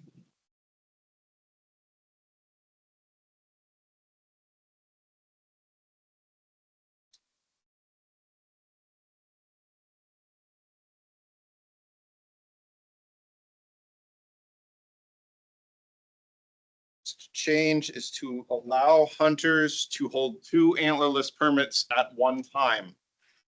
So under our current system, many of you are probably aware, antlerless permits are only valid in muzzleloader season, but you can only hold 1 permit at a time. You can get 1 permit through the lottery and acquire it after if there are leftovers, but you can only hold 1. If you take a deer on that permit, you can then buy another one if they're available, unallocated ones. That all stays in place. Still be able to buy permits after you have. Want hunters to be able to hold 2 permits at a time in different WMUs. So still only 1 permit through the lottery. And if there are unallocated permits after the lottery, purchase another one. It has to be in a different WMU from your first permit. Reason is we have a lot of WMUs where we do not sell all our permits every year. A lot of hunters who hunt in multiple WMUs might hunt in some of these places we don't sell all our permits, but they can't buy a permit there because they have one in a different unit, right? So we want any hunter who hunts in these units to be able to buy those unallocated permits. All the red and orange ones did not sell out last year. There'll be fewer of them this year, but there are some that every year, some it's occasional, but point is, if you're going to have extra antlerless permits, someone ought to be able to. And then the last thing I'll point out, the reason we're going with 1 per WMU at a time, and this was actually one of the comments, but is so hunters don't hoard permits. I mentioned this at the meetings, but there are two reasons people hoard permits. One is to save deer. The other one is because they think they're a better hunter than they are. Not really, but it's a just in case, right? You let people buy 3 permits at a time, they're going to buy 3 permits just in case they might use it. And most people wouldn't actually use maybe even the first one. We could go that route. It's sort of a choice. But then you end up issuing a whole lot of permits. We don't really solve our problem, right? Of issuing a whole lot of permits, knowing that some of them are just never gonna even attempt to be filled. So I'd rather keep some limitations in place. Hopefully that keeps our success rates a little higher and predictable. And then we don't have to issue crazy permit numbers like saw the numbers in some of our neighboring states. You would recall. State of Maine has management units where they issue 18,000 permits. They don't sell them, the vast majority of them. That's the calculation. If they want to kill the number of deer, they have to, right? So I want to get in that. Get there. Trying to keep a restriction. Again, if someone fills their permit and there's leftovers, they would still be able to buy another one. So they could still get multiple deer in the same WMU. They just have to actually use their permit. This one also had pretty strong support at the public hearings. The concerns that came up were actually extremely limited. Few people concerned that a hunter might use the permit in the wrong WMU, which I don't fully understand the concern. I'll admit that because that's an issue currently. No different than what is current. In fact, this might alleviate that if they have a permit in 2 WMUs. On wherever they're hunting, rather than using the permit I could get in this other zone.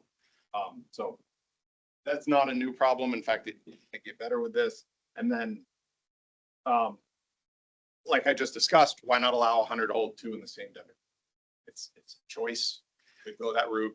I would prefer not to, but so that's all on this one. There wasn't a lot of folks that commented on this. So You ever contemplate having 2 hunters hold 1 permit? like party permits. Party permits. If we're trying to increase their, the fulfillment rate of a permit, I mean, that seems like it would be a logical step to do that.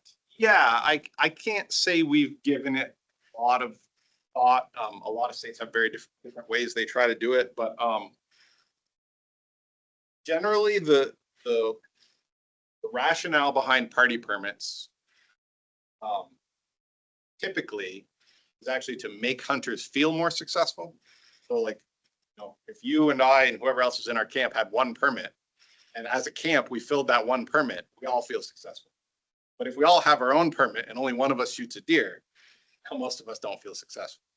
So that's typically the reason party permits are used.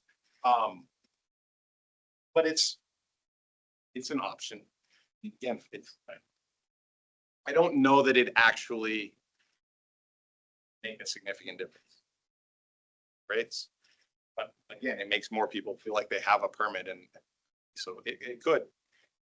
I was just thinking it might encourage more people to hunt more, especially during multiple season if they haven't. Being able to hunt with somebody versus hunting alone. It's just more motivation to go out hunting. You can hunt with someone else. Any thoughts on allowing a permit to be good in more than 1 WMU? That's what I struggle with. Like I get locked in to J1. I'm traveling all over the place. And if I could be in 3 units with it, at the end of the day, I might be able to hop out and go do something. It has come up, actually, several people have brought that up, and it becomes hard to manage. Like we're trying to get to a specific harvest by WMU, and if we don't actually know where those deer are going to be killed, like, could it work? I think, yeah, with enough years of data, you'd probably figure out how that would all play out, but I wouldn't even know where to start. It doesn't seem like you're hitting your targets in a lot of W. Right. The problem is, I think what we would see is hunters would fill their permits where they hunt. The areas that most hunters want to hunt are not the places we kind of need to force into some units. In your part of the state, yeah, there's probably a little more flexibility. Some other parts probably too, but yeah, other areas like K and across Route 7 is L, and I don't want more deer killed in L, but a lot of hunters hunt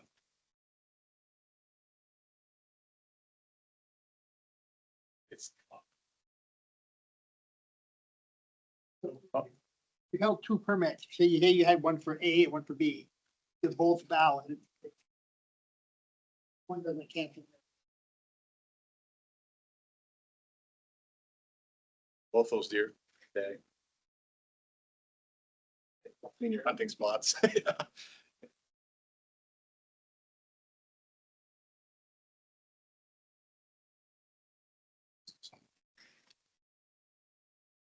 No more questions on this section, okay. Yeah, this is section 4.3. The actual language. Annotated rules. Yeah, no more than 2 endless deer permits at one time. So if there are no other questions, do I have a motion to accept that change as recommended? Make a motion. So moved. And a second? A second. We have a motion and a second. All those in favor of approving that language as presented, signify by saying aye. Aye. Opposed? Aye. Let's have that 14-0. Section 4.3.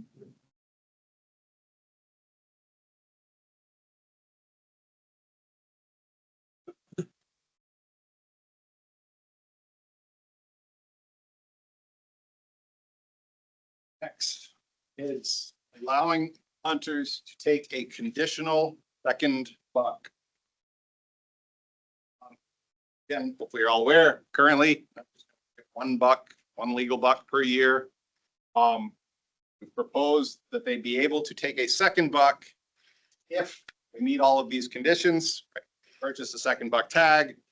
First buck has at least 3 points on 1 antler, and they harvest an antlerless deer. The order in which you meet those criteria does not matter. Any order you want, you have to do all 3 before you can take your second buck. You can only take 1 buck per season. So we're not letting people get 2 with archery, rifle, anything like that. But that's the second buck. Reason for this one, sort of a lot to do, maybe a little, but main thing here is that our 1 buck limit has worked great from a buck management perspective. It has made hunters more selective. Pretty clear evidence of that. So it is helping us meet our buck age structure objectives, but it is also causing a lot of hunters, particularly archery hunters, to not hunt, to hunt a lot less than they used to. And at least a lot of them claim they would shoot antlerless deer if they were out there hunting. So the idea is mainly here to keep hunters in the woods, give them more opportunity to hunt, and if they're out there, potentially take more antlerless deer. And in this case, we're sort of encouraging them to take antlerless deer if they want this opportunity. It is not going to impact our buck harvest. Have an absolutely negligible impact on the number of bucks taken, because the restriction on that first buck, a lot of hunters are going to end up passing deer and then maybe not even end up getting one, but a lot of them that even do are not going to end up with a second one. So it's going to increase that selection we get with the 1 buck limit, probably at the very least maintain it. And yeah, the number that expect to maybe get a second buck currently, given the number that would qualify, would be like 70 people. Wow. Now, I expect more people will try to meet that qualification, and maybe it'll be 100, but it's a negligible impact when you consider what impact that selectivity on the first one might have, forcing them to go 3 points on a side. And then it's going to encourage more antlerless deer harvest.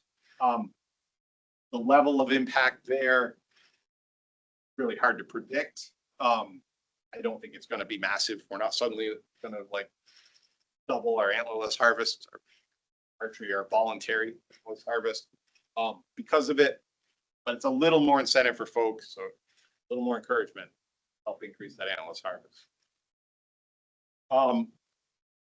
This had strong support at the hearings, but a lot more opposition than the previous ones. Still vast majority supportive, but there are a lot of folks that really like 1 buck limit. Oh, if ands or buts, just 1 buck limit. So a little more opposition, but again, really strong support. Main concerns that were raised. Some are concerns, some are how concerned it is, but some people don't want to have to take an antlerless deer. They just want to have to be able to take $2. Well, that's not what we're. That's a very different thing. That would increase our buck harvest. That'd just be undoing what we have. We don't want to do that. Quite a few folks said this is too confusing. It's too complicated. It is, I mean, it's a lot. Like I said, rule to do relatively little, but no one has to do it. Doesn't affect anyone unless they want that second buck opportunity. If you do, then yeah, you got to jump through a couple hoops. But if you don't care about it, then you can hunt exactly how you hunt now. Doesn't change anything. So I get that. A lot of words to do. People who like the $1 limit, right? It makes hunters more selective, so it should stay in place. I agree, it makes hunters more selective. That's why we have that antler restriction on the first buck, so we can maintain that selectivity that the $1 limit created. We don't want to lose that. I think there shouldn't be an antler restriction on the first buck. That's basically just being able to shoot $2. Yes, you'd have to shoot an antlerless deer, but that would also increase our buck harvest quite considerably, because then anyone who got a buck would get a second buck, an antlerless deer. That would increase our buck harvest more than we want to. And then the last concern, sort of I guess we'd call it an enforcement concern, but how do we ensure that someone's first buck actually has 3 points on a side? Could make the same argument of how do we ensure that they actually shot that antlerless deer they claim they shot. We have ways we can modify harvest reporting to ensure that. One of the things we're thinking of is requiring a photo online reporting. Bit of photo. I would also add, yeah, I think we can adequately provide information to ensure this happens and also enforce it if it doesn't. On the violation side, people might think this is a pretty minor violation, but this is an intentional violation. You are intentionally cheating to get a tag that is not valid because you didn't actually meet the first couple criteria. So the potential penalty, someone who tried to violate it, could be pretty severe. So I'm not concerned about that. So those are the concerns on this one. Questions? Yeah, Joe. So I understand, and maybe I have this wrong, so I wasn't bored where I went back and watched this, but talk about early archery and it's hurting archery hunters' participation. But if I understand this, if I shoot one 5 or 6 pointer with a rifle, I can then go get a second tag for footer. Second, yes. And if I got a doe. If you got a doe. That's I'm on the fence this anyway, but that doesn't make sense to me. I understood it better if it was an archery, you get one with archery and you get one with a gun, but then to be able to get 2 in muzzleloader, and that goes against the hunter participation during. Well, so and it just, that doesn't, I originally understood. So yeah, I had a problem with that understanding. Like I could go out in November, shoot one, then I can go out in December, shoot another buck if I got a bow. So the concern is hunters not in the woods. It's not specific to archery, although that is most of the folks we've heard from are folks who are like, well, I don't archery hunt anymore because I don't want to give up rifle season. That's the more common concern. But our antlerless harvest also largely occurs in December, muzzleloader season. And we have had a decline in muzzleloader license sales since 2020 that is almost exactly proportional to those folks who've already shot a buck. And essentially account for our loss in December muzzleloader hunters by people who've shot a buck previously. Crossbow thing had a big effect too. You know, crossbows, I think. Well, there's a lot that goes into that, but the point is, we want hunters, both archery and muzzleloader, to be able to get out there and hunt. You know, we could get real more complicated, I guess, but I don't think there's value in that. I think, you know, so few people are gonna meet this. I don't think you gotta worry about people taking 2 deer with a gun, like one with a rifle, one with a muzzleloader, resulting in any different harvest than the folks who are taking archery and rifle or archery and muzzleloader. Gonna be pretty much the same. If I'm, because archery season now extends through regular rifle season. Get through that. If you approve that. Okay, Yeah, but yeah, in but yeah. theory, based on this proposal, I guess is what I'm saying. If I get a deer, a buck on day one with an arch with a bow, is that an archery deer or is that a rifle deer? If you shot it with a bow, it is whatever you want it to be. Then why wouldn't I want it to be an archery deer, so I can go get a rifle and shoot another one the next day? As long as I shoot a doe. So that can happen. That could happen the way this is currently written. Yeah. Yes, some people are gonna do it. Very minimal. Not, Or if I shoot a deer, a buck on day one with a rifle, I can go buy an archery tag. then archery hunt. Hunting again. Rifle season. As long as I have a doe. But I could do that with a bow. I mean, in either case, you have to have shot a doe. But I could shoot a bow on day two, a doe on day two with a bow. And then You can kill all of your deer during the window of rifle season. If 3 days of rifle. you're capable and you choose, then you would be able to do that the way the rule is currently written. Yeah, I think that's gonna be extremely minimal, but some people will absolutely. Tag. Talked about it before. Is that gonna be for sale or is that gonna be free? I still don't have an answer. on That one. I think we have an answer whether we can charge it. The goal is to charge for it. Probably, I think we'd aim for a price similar to what your hunting license costs. Not gonna be $5, it's gonna be something. I'm not clear on, is this the section that you're presenting us right now where we determine whether or not we want to have Angeles deer shot during rifle season or not? No? So,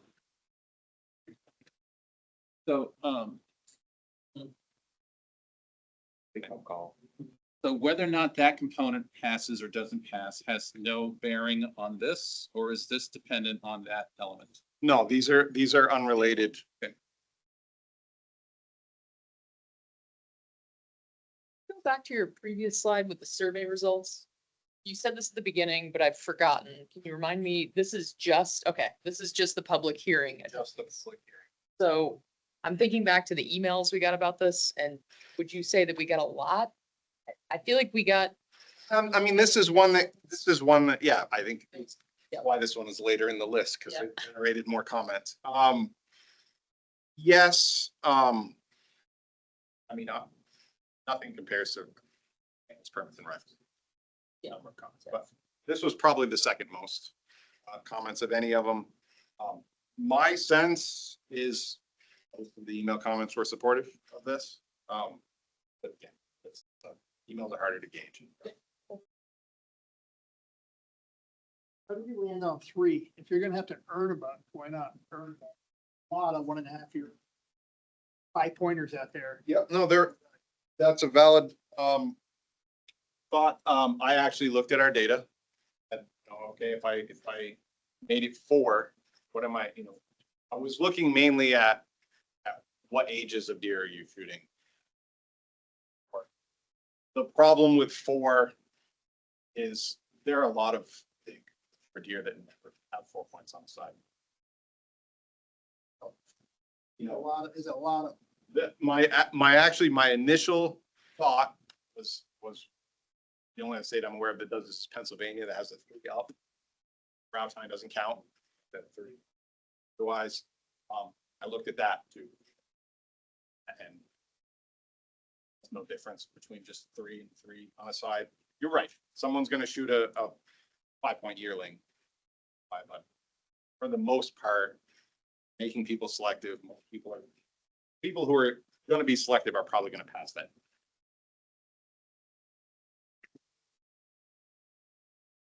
Trying to, how'd you get to the number 75? You think about 75. We'll shoot a second buck. I mean, trying to understand how you wrote that number. So that is based on looking at the last couple of years, the number of hunters that would have met these qualifications, meaning they shot a buck that had at least 3 on a side and an antlerless deer. And then assuming a normal level of success rate after they shot their deer. So for archery hunters, you know, if you did that in archery season, you then have both rifle season and muzzleloader to get your second buck, your chance of success is pretty good. But if you get your second buck in rifle season, your chance of getting another buck in muzzleloader, I calculated the muzzleloader hunter buck success rate 3%. Is so the chance of, you know, a person who gets their buck rifle season getting another one in muzzleloader is very low. So that's where I came up with 70. So a few different steps in there, but it's based on our actual data. Now, as I said, if this passed, I would expect more people to try to meet these qualifications. So maybe it would be more than 70. But a lot of those people, I was assuming that everyone who met these qualifications would try to get a second buck. And a lot of these people will have no interest in a third deer.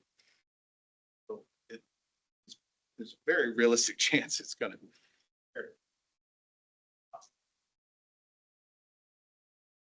Do you have any idea how many Vermont rifle hunters hunt in other states?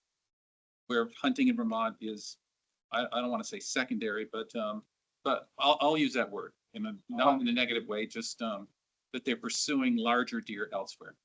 I do not have a hard number. I will say every time Northeast Deer Technical Committee, which is all the deer biologists in the Northeast, when we've compared non-resident license data, you know, we know how many people from other states hunt here. Other states know how many people hunt in their state. It's the same number of hunters going in every which direction. We think as Vermonters that we all go elsewhere and hunt everywhere else, but there aren't that many of us. So we don't show up in other states as. No, Go to New Hampshire. Yeah, go to Maine. No, right. Back road in the middle of nowhere. I'm well aware. I hunt in Maine and there are more green plates than there are Maine plates, but That's what we refer to.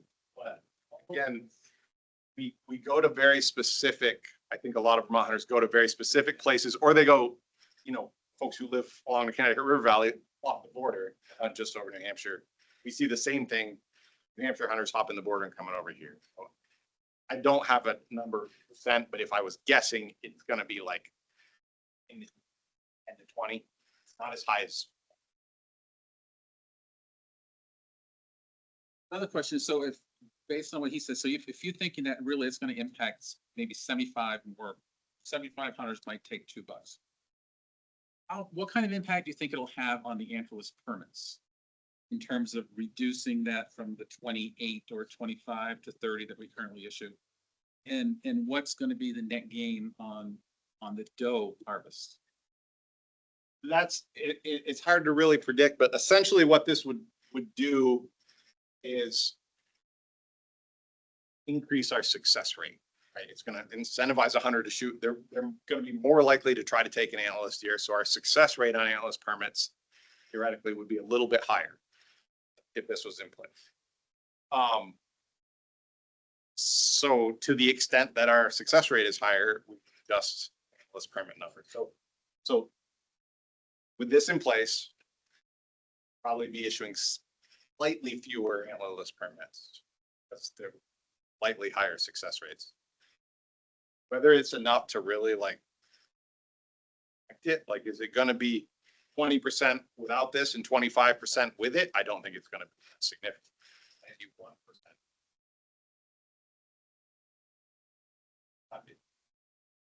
The intent here is to incentivize antlerless harvest. So to the extent that that occurs with antlerless permits, the higher success rates fewer permits.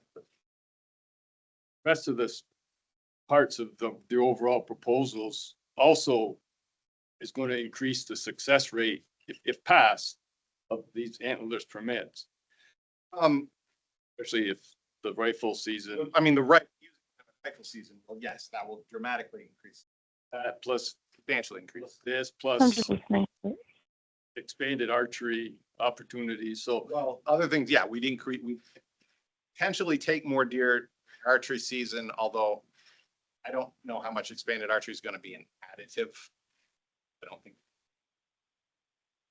I don't think. I think a lot of these things are gonna do relatively little big picture, valuable locally at archery, but not gonna change things.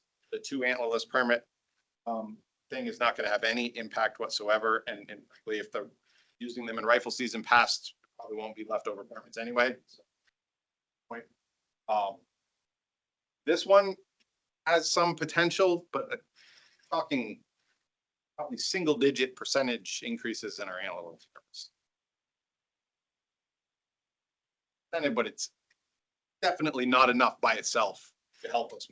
I'm saying, but the overall package, there's a lot of more opportunities to kill more does. There's gonna, I mean, that is point, but that is a major point of what we're trying to do.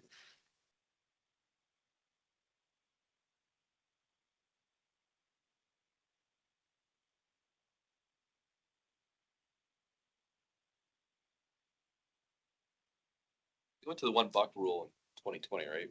Yes. So like, what was the data on a couple years before that? How many people were $2? I can't remember exactly what the average was, but I want to say it's, 500 to 700. That.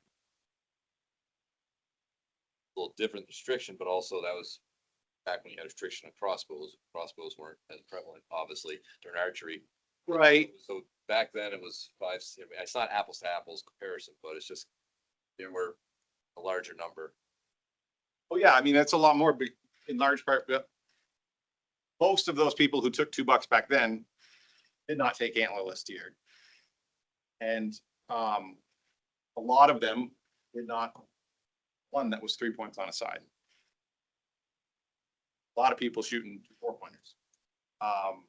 There were a lot of people shooting $2 and no does, and that was probably the most common. So we're eliminating a lot of those not $2 previously that under this system probably would not. Some of them. That's why the number ends up a lot lower. I think switching gears a little bit, that if people don't want 3 deer, they'll shoot a buck, they shoot a doe, they won't that third. But I think the allure of having a second buck, I think it's over. They'd rather have that third deer if they can get bucks. I think there's a little more emphasis on that. But I usually, and not empirical, but just knowing the people I hunt with and hear from. I think we all have to be cautious that those of us in the room that hunt are more avid than our average Vermont hunter. We have asked this question on surveys repeatedly. How many deer would you shoot? In an ideal world, if you could shoot all the deer you want, how many would you want? 50% of hunters want 1, another 30-some% want 2. It's less than 20% that are willing to shoot and interested in shooting 3 or more deer. 15% or 18% more. It's a small percentage of hunters. They're probably the more avid hunters, the more successful hunters. But we're not talking all 60,000 of our hunters that are going to go out there and shoot. Here. Second buck. That just needs to be a legal buck on your end.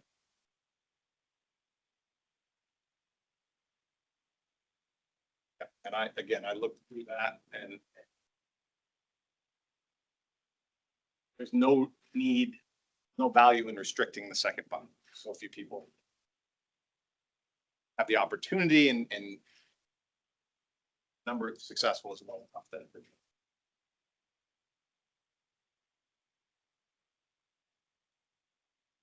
There's a certain threshold where you would rethink that? You mean like if shot. But if all of a sudden 300 people are taking effectively or surprisingly, Then, yeah, I think at that point, and I would say that if we're looking at a number, our total buck harvest is typically 9,000 some odd bucks a year, right? So, start getting into the 2 to 3%, which is say 270, but 200 or more extra bucks taken because of this, then I think we maybe look at additional. But again, I think it's all going to depend. It's a bigger picture thing of like, are we meeting our age structure goals? Are we still okay on everything else? Then maybe that's not. But start getting 200-300 additional bucks killed as a result of this, then I would certainly entertain, yeah, whether that's a restriction on the second buck or some other tweak.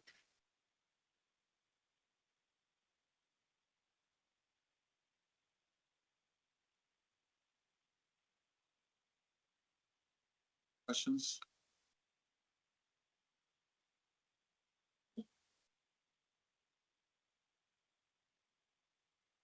Do we have a motion? Can I get a motion on the allowing hunters to take a conditional second buck identified in section 5.0? And just to clarify, this is a standalone section where regardless of how the taking doe during rifle season ends up, this will still stand on its own.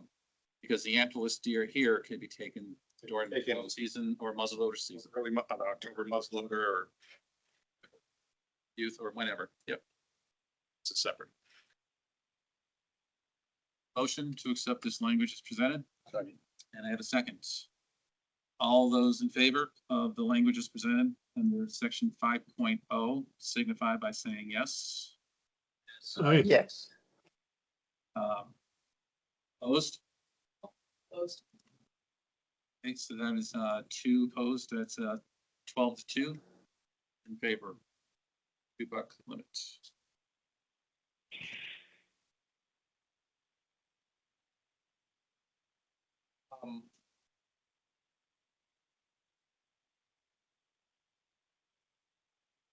Quick break. Brad, you want to consider a dinner break?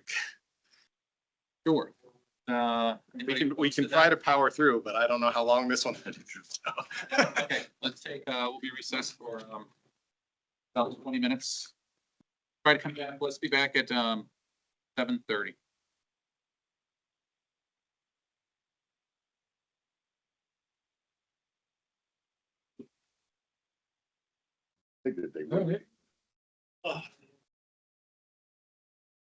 Okay, why don't we resume?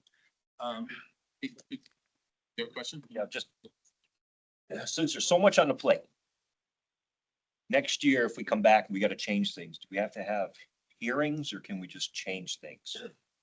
Gotta have hearings. Go through the whole rulemaking process. We have to change or we gotta pull back on anything. Question on the $2, just, I know we voted on this, but and does a youth buck count as the first or second buck, or can a youth get $3 within the total yearly limit? And secondly, if they got an antlerless deer, does that count toward the qualifier for a second buck? It would count. Antlerless deer for sure would count. The way this is worded. Shall be allowed to take 1 additional buck not to exceed the annual limit. So I guess my interpretation of that would be a youth would potentially be allowed to take.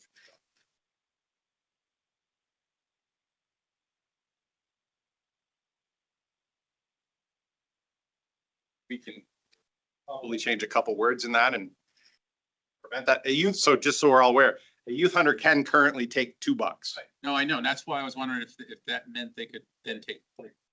I think the way this is worded, because it just says an additional buck, it doesn't say that it's only your second one. Hunter in theory would then be allowed.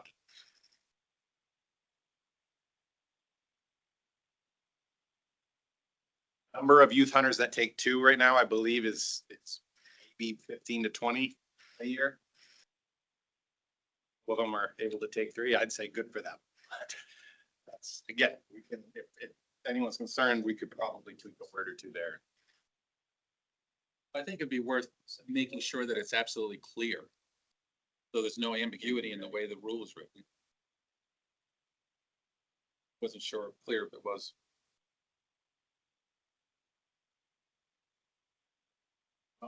Yeah, I think that's a valid concern. So, I mean, it'd be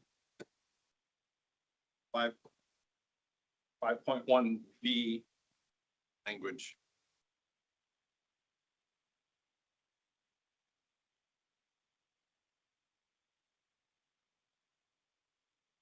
That's alternative.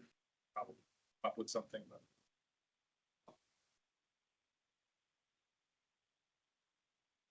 Okay. Put on. Big one. Allowing analyst permits to be used during the regular season. So again, background on this one. Reason we've recommended this. Frankly, we feel it's necessary. Not doing this because we just think it's a good idea. Kind of tried everything else. Current analyst permit fill rates. Now this is obviously just muzzleloader seasons are at 14%. Added the 4-day season beginning in 2020 in October. Did nothing. Change our success rates. Right? It just changed when they shot those deer, but they didn't shoot any more deer. And that's why in this piece of information and talking with other states when they've expanded seasons and added antlerless seasons, generally speaking, you just spread your harvest out. A separate antlerless season is not going to have the same effect as what we proposed, taking antlerless permits for taking antlerless deer when hunters are hunting. In Vermont is rifle season. When they're gonna hunt, bring that opportunity to them. So this is really for a muzzleloader season, 14%, 15% success rate is not unusual. It's not unusually low compared to other states because they do it differently. But not different from what we expect. Problem is, kill the number of deer we need to kill. You have to issue a very high number of permits, and we just don't have that many muzzleloader hunters, right? Blue and the green on this figure is our pool of hunters. Blue and the green are the people who hunt muzzleloader. Only 44% of our hunters. Restricting our antlerless harvest by permit to this less than half of all our deer hunters. So the huge chunk who only hunt the regular season cannot currently shoot antlerless deer. Then of course, some other folks who hunt archery in the regular season, those with a bow, but can't get an antlerless permit. So we have plenty of hunters to do what we need to do. We're just restricting ourselves to only those muzzleloader hunters. Need to get out of muzzleloader season. Cannot effectively manage deer under our current system. No matter how we expand muzzleloader hunting, not going to work. Can't expand archery any more than we already have. So again, just I want to show these are our actual deer hunter survey we did a year ago now, a little over a year ago now. It's a representative survey of all deer hunters, obviously, but a representative sample of deer hunters in Vermont. And we asked this question: do you support or oppose allowing antlerless deer permits to be used during the regular rifle deer season? More support than opposition. There were some neutral ones, which I didn't show here. And then I showed this before, but if we look at only those hunters who only hunt the regular season, not muzzleloader hunters, currently have no chance, no opportunity to shoot an antlerless deer, they're more supportive. And then, yeah, showed this before, the age breakdown, young hunters are very supportive, younger hunters, older hunters, those 65 and older, mostly opposed. I left out a 10-year age group in there that some of you might fall into, but those people. This is important though. Consider some of the feedback we get on this, right? And the concerns that are brought up. Older hunters don't like this. primarily, in large part, because they experienced the last time it was legal. They're old enough to not only have been hunting then, but to have some perspective of what happened when they were hunting. Understand the concerns, I guess, given what happened. I think it is not appropriate to base any decisions today on something that happened. So much has changed. Really is not a valid comparison.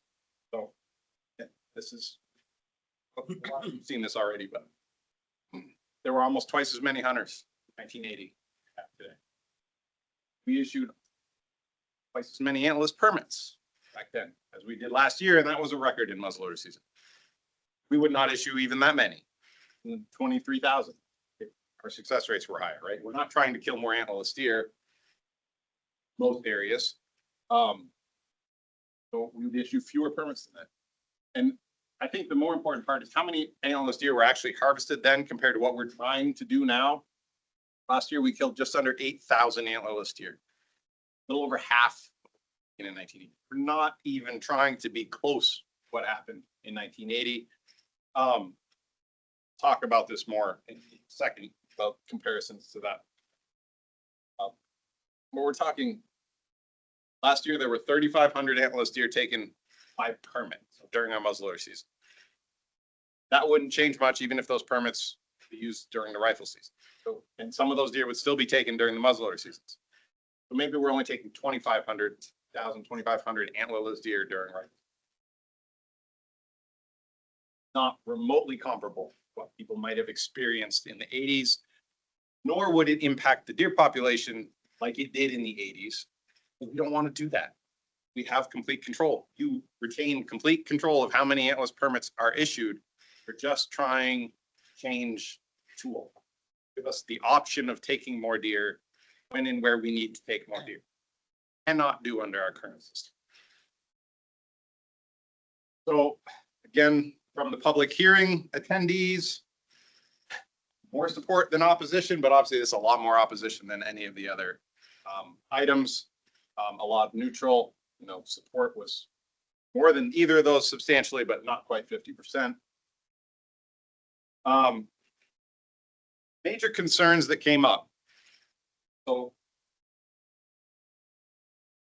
there were actually more concerns that people brought up, but I think a lot of them were particularly relevant, the more relevant ones. And safety was the most common one that came up. We're going to talk more about that. Nicole's got some info to share there. Then I'm going to go through these other ones real quick before Nicole talks about safety. You raise these ones. I don't think they're particularly realistic, but concerned that this is going to result in more property being posted. None of you have been through a deer rule change process before. Every time we change deer rules, people threaten to post their property. Any hunter landowner that does not like what we're always threatens, well, I'm going to post my property. Obviously, we don't want more posted property, but we can't be beholden to a handful of landowners who are like, over us. Not ideal, but people have a right to post their property and manage their deer however they see fit. Large part of the reason we're in this problem. It's going to result in more road hunting, or concern that it will. Some of our wardens actually raised this concern. I think valid possibility, right? Antlerless deer are far more common than bucks, much more likely to be out in the field during the day. I don't think anyone's going to take up road hunting if this rule goes into effect, but it would give people who do road hunt more potential targets. Obviously, that's a problem. We don't want to promote road hunting, but it is not illegal to ride around. We are very confident that our warden service can enforce this regulation as well as they enforce our existing regulations. Don't think, people seem to have the perception that suddenly there's going to be like twice as many hunters in the woods if this passes. I'll say, it's going to be the same hunters. Yes, there potentially some more deer that they would be able to legally shoot. But not gonna change how most hunters hunt. Potential that this would reduce opportunity, sort of, this came up with the moose one, right? So reduced opportunity because there would be fewer permits available. There will be fewer permits available in most WMUs. All of them. A lot of them, we can't sell all the permits we try to issue now, so we need to do that. The consequence, unfortunately, is that yes, in some areas, instead of 800 permits, there might be 600. So fewer people will have access to permits. The other piece of that, though, of course, is that there's a large segment of our hunters who now have access to permits who have never had that access before. So it's hard to say it's a loss of opportunity. Yes, for people who muzzleloader hunt and regularly are able to get permits, their odds are going to be lower. A necessary trade-off. Manage deer. And then the other concern that came up a lot, and I think a lot of this was folks who didn't fully understand what we were actually proposing. But even after, I know there were plenty that did understand what we're proposing and still feel that this is going to cause a reduction in deer numbers. Usually they said reduce deer numbers too much, or it's, tank the deer or whatever. I will reiterate, know this point, I hope. You still have complete control how many deer are taken. Passes. Still control the number of permits that are issued. So we still have complete control. All this regulation does is allow us the ability to take more antlerless deer if and when and where we need to do that. And there are places where we absolutely need to do that now and we cannot. So if we want to reduce deer numbers, this would allow us to. But if we don't want to reduce deer numbers, won't. No, this will have, ruling in and of itself will have no effect on deer numbers. Just giving us tools we need to manage deer. With that, I'm going to turn it over to Nicole to discuss some of the safety concerns. And as she makes her way up here, I will say, before she gets into some of our data, every other state allows antlerless deer to be taken during their regular firearms season. It's not going to be any different here. Our hunters are not that special. It's going to show you we're probably safer than most states. Our hunters have an excellent safety record. But the fact that every other state does this without this massive amounts of incident should be enough information. Comfortable that is not going to cause undue changes in how safe hunting is. Most of those states have mandatory orange, right? A lot of states have mandatory orange. I think it's over 40 of them, right? Have mandatory orange, but it's a little different. Yeah, I'm not going to take all of Nicole stuff, but most hunters in Vermont. Orange is not like a silver bullet. I mean, and we can have that discussion. That's not part of the deer rule. That should be its own thing if you want to mandate orange. But most hunters wear orange. We have an exceptional safety record. If orange was the issue, there'd be some difference between Vermont and all of our neighbors now.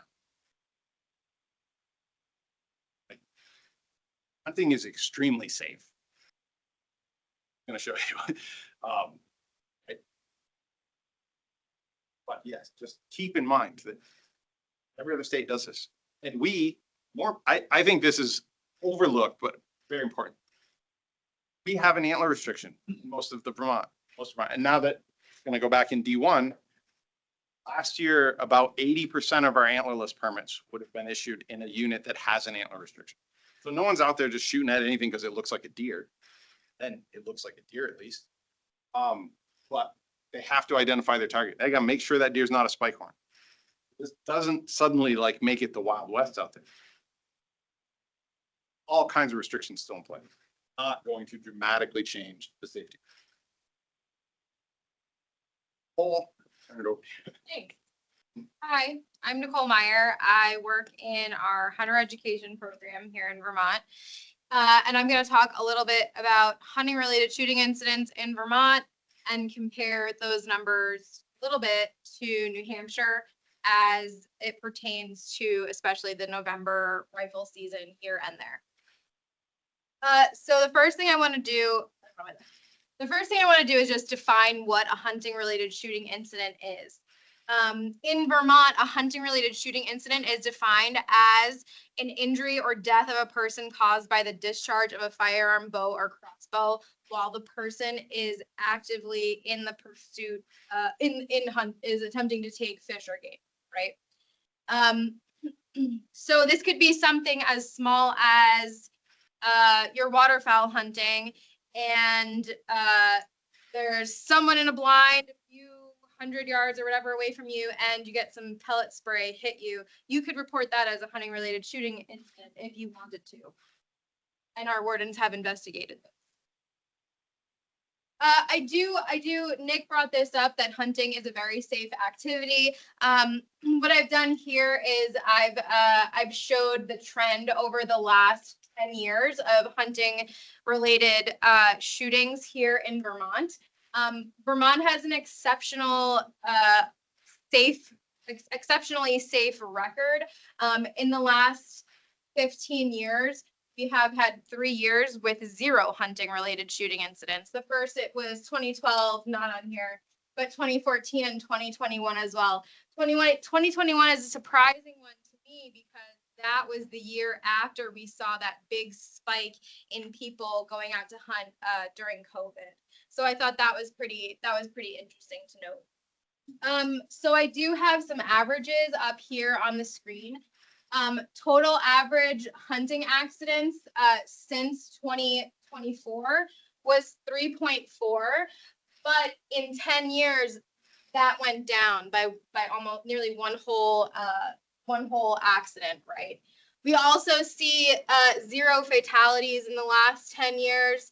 Our last hunting related fatality was in 2011. And then I wanted to break out this mistaken for game. So when our wardens are investigating a hunting related shooting, they determine a primary cause for that hunting related shooting. It could be careless handling of a firearm, which is one that we see a bit. Could be like trip and fall, ricochet, hunter in line of sight, unable to see the hunter, something like that. But mistaken for game, I think, is the most pertinent one here when we're talking about identification of a target and allowing antlerless deer to be harvested during during the regular rifle season. Over the last 10 years, only 3 hunting related shooting incidents, the primary cause has been determined to be mistaken for game. That is due to our exceptionally well-trained hunter education instructors who drill into the students who take hunter education that they must identify their target from tip to tail before they can take a shot. That's really what I credit that to. And you can see again, over 10 years, that number declined of what the average mistaken for game was, right? So we're seeing our numbers get better and better each year. Interestingly, in Vermont, probably the #1 primary reason for a hunting related shooting incident is careless handling with a firearm and it being self-inflicted. That's not going to make any difference if we have antlerless during rifle season, because it's usually people shooting themselves in the foot or an accidental discharge while they're taking apart their gun or in the field or something like that. And I also wanted to break out the number of November specific rifle accidents. Yeah, it's slightly higher, but that's because there are more people in the woods. That is like the hunting season, right? That's when the most people are in the woods. So sure, we're gonna see slightly more there than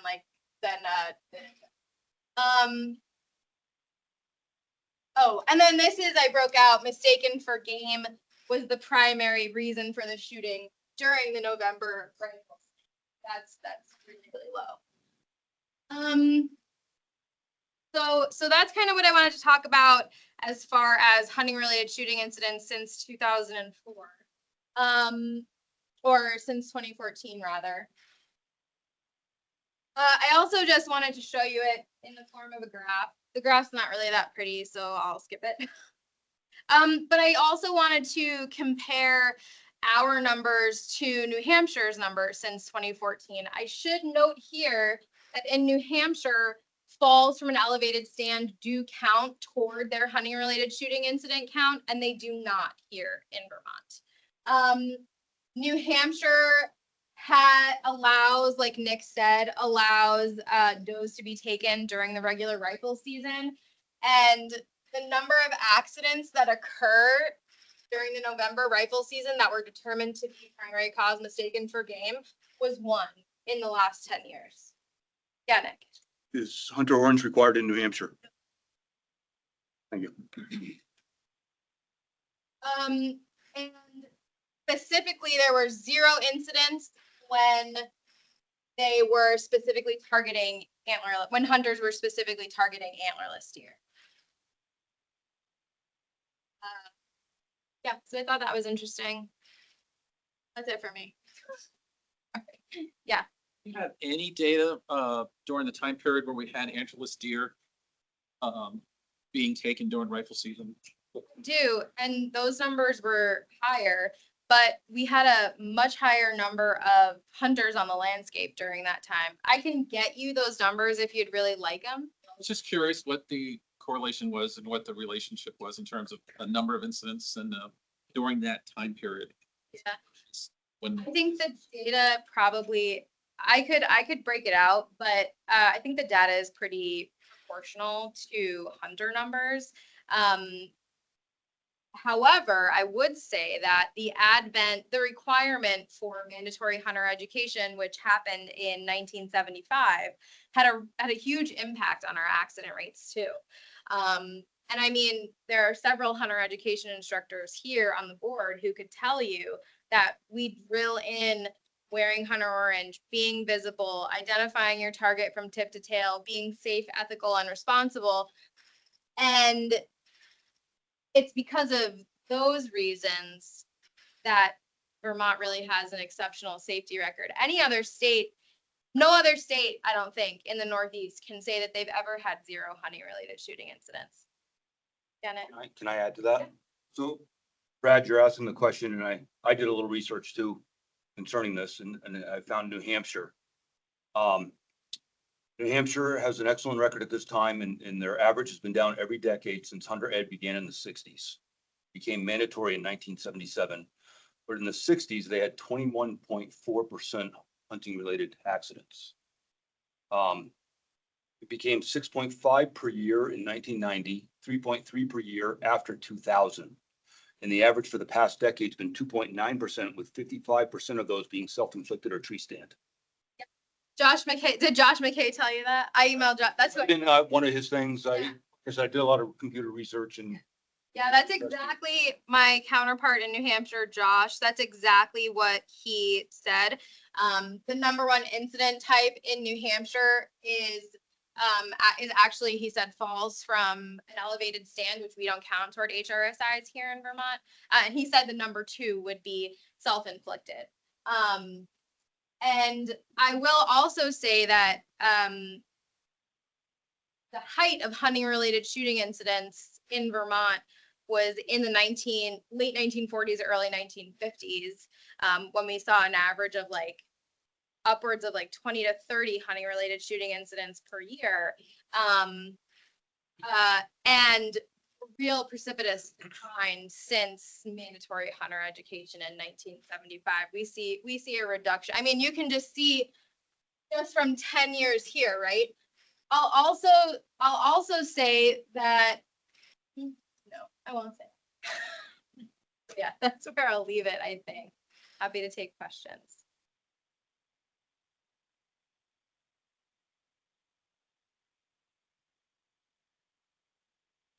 Thank you. Thanks, Paul. I did, so one thing that I kind of think through what that means in my head, how rare a hunting related shooting incident is. And so in Vermont, most of our hunters hunt here and they hunt rifle season. It adds up to about 400,000 hunter days per year. Hunter hunting 1 days. How many hunters we have? They hunt an average of 7 days in rifle season. It works out to just under 400,000 hunter days per year. Averaging less than 0.7 shooting incidents. For you to hunt 400,000 days yourself, if you hunted all 16 days of rifle season, it'd take you 25,000 years. It's a lot of hunter days. You think about like 80,000 hunters in the field in Vermont, right? And we average 2 hunting related shooting incidents per year and mostly self-inflicted. It's wild. Almost literally a 1 in a million. Safety of hunting, it is remarkable. I'll say, considering 80,000 hunters people out there with guns. That's all I had on this. So happy to entertain any questions, discussion, etc. I'm just curious, what you would expect. Last year, we issued 28,000 permits, or 24 we did, 25, whatever it was. And we've been in around 19 to 20,000 or whatever. What is the impact on those permits going to be? If we use, let's use the $28,000 as a, 28,000 permits as a baseline. Yeah, so last year we tried 28,000. The higher success rate probably going to put us. I'd be a little surprised if I suspect we'll be under 20,000. Sure. The first year, until we really figure out what success rates are, we might start in 15 to 18,000 range. I mean, I don't know. I'd have to actually work that, but that would be my guess. Now would be, we're going to cut back permit numbers a lot. But 4,000 of those we can't get rid of. So. Those 4,000 aren't, generally speaking, across the state. They're really are targeted up in the Northwest. They are, well, all of those red and orange. Wherever those special archeries get. Largely in the Champlain Valley. And we may not have any success filling. I want to say, I'll retract that, never mind. But for the most part, I mean, looking at your numbers, I looked at this today that, I think in 2024, we filled or sold 85% of the permits. But before that, we were up in the it ranged from the previous 4 years were from 100% down to 92% of selling those permits. So we haven't, I don't think that's that big of a challenge in terms of selling permits. Or is it from your mind? I mean, the issue it is. There are WMUs where we absolutely cannot kill enough deer, cannot sell enough permits. Statewide, we cannot look at it statewide. You have to look at it WMU by WMU. But I think what I'm trying to say is, isn't that because of access? And how does this address access? Because we do not have that many muzzleloader hunters in those units. Right. No. We're trying to sell 3,000 permits in K. There are not 3,000 muzzleloader hunters in K. More than 3,000 hunters. Them do not muzzleload. Have the hunter. The issue is that we're trying to, I'll think of this statewide. Tried to issue 28,000 permits last year. We do not have 28,000 muzzleloader hunters. Probably in the low 20,000 actual active muzzleloader hunters. We are at our limit, the system. And even if you could argue in parts of Vermont, some places we would be fine for years. That system. There are parts of Vermont where we're okay now, but 10 years from now, 5 years from now, we might not be. If we keep getting easy winners like we've been having, hunter numbers continue to decline. If other challenges continue, we're not going to be okay on our current system. Doesn't work now and it's only gonna get worse as we go. Need something else. Right, all the concerns about this one, this is by far simplest and most effective. One concern I've had expressed to me is, a lot of these muzzleloader hunters enjoy having a doe tag lease. Production of permits. Plus, it's still gonna be a lot, but, was there any thought of doing like two different permit allocations? Maybe a higher percentage for muzzle loaders and then a lower percentage for rifle?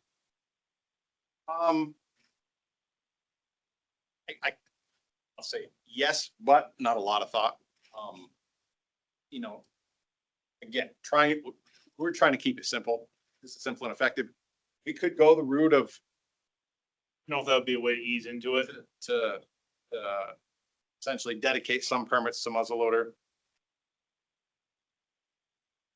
Some to, right, yeah, I don't know. I mean, you can, it gets complicated. On those lines too, like with less permits being issued, landowner permits are going to consume a higher percentage of them, right? Yes, but currently the only unit, there are no units where we even come close to landowners taking all of them. I think the highest number of landowner permits we issue is in D1. It's just over 100.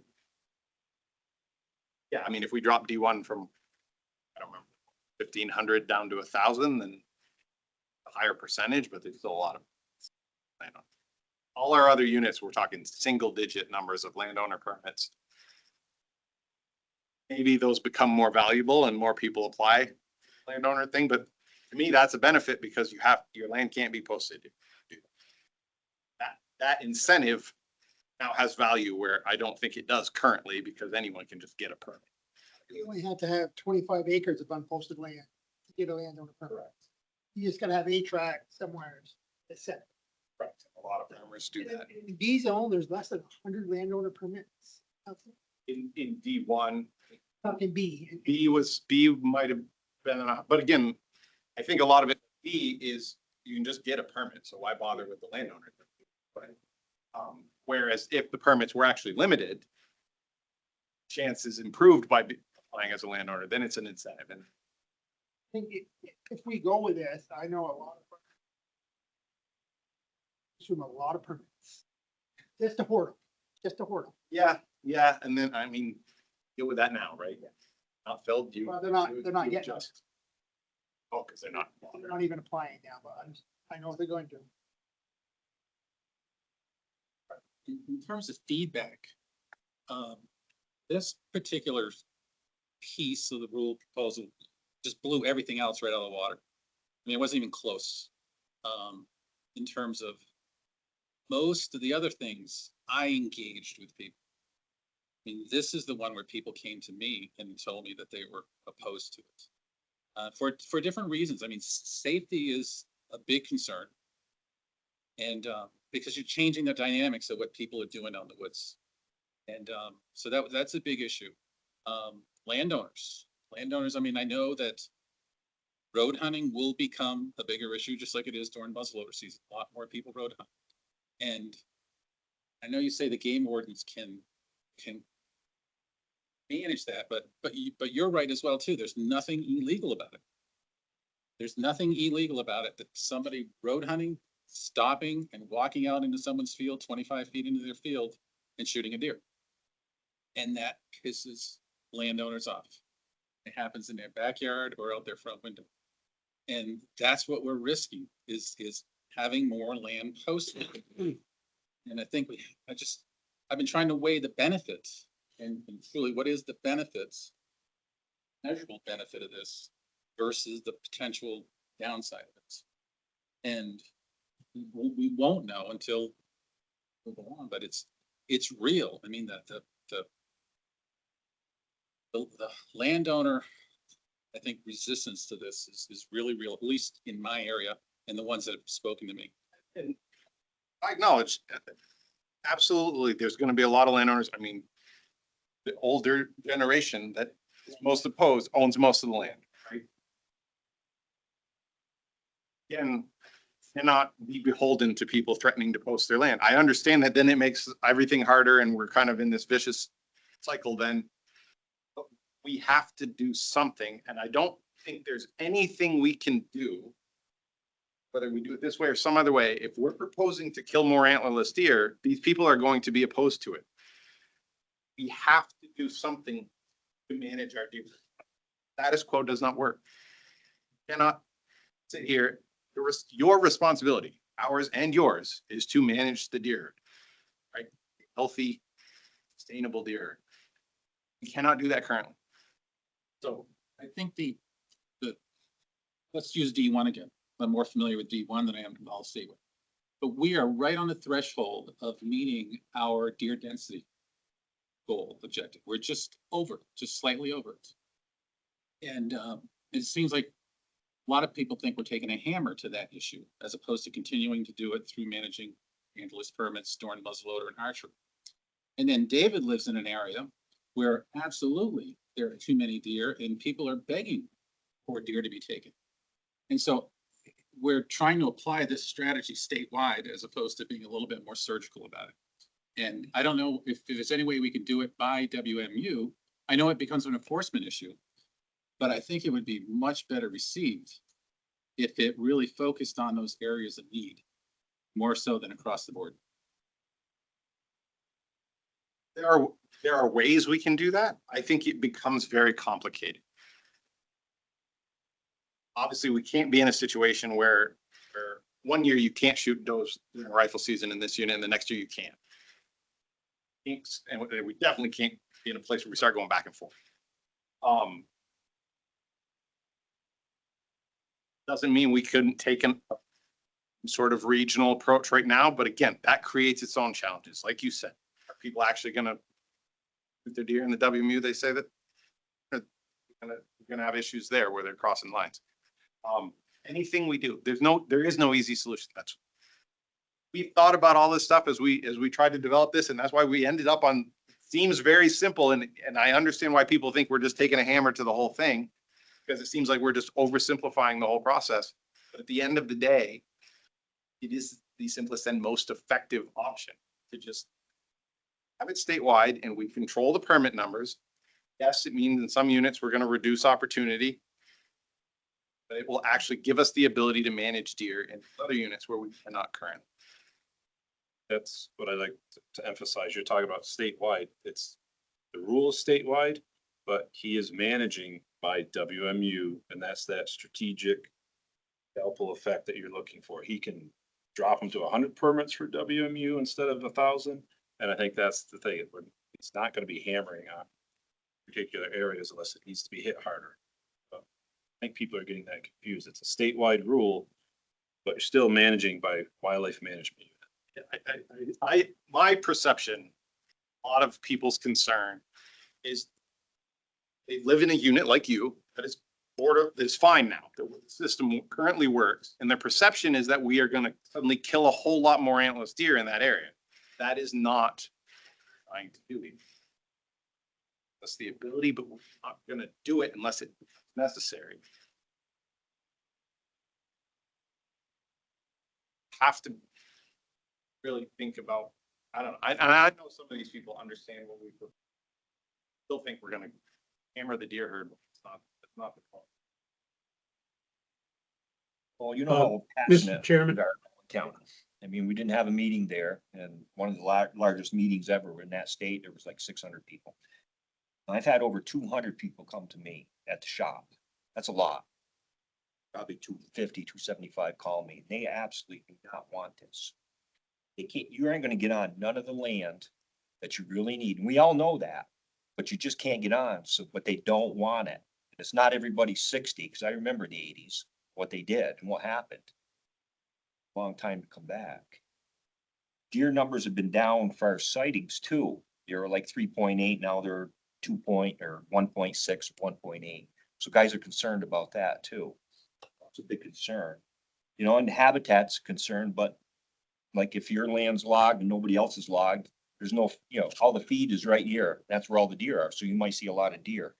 But these guys are not seeing the deer. And I've talked to guys from Pollitt, Arlington, Ripton, all over.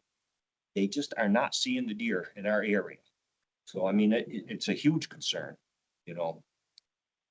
I mean, I don't know how much going around. When you talk to farmers that have been owning land and having farms for 50 years and they're not seeing the deer, there's a problem. So not every spot, but if I go down the road and there's 20 deer in that meadow, big deal.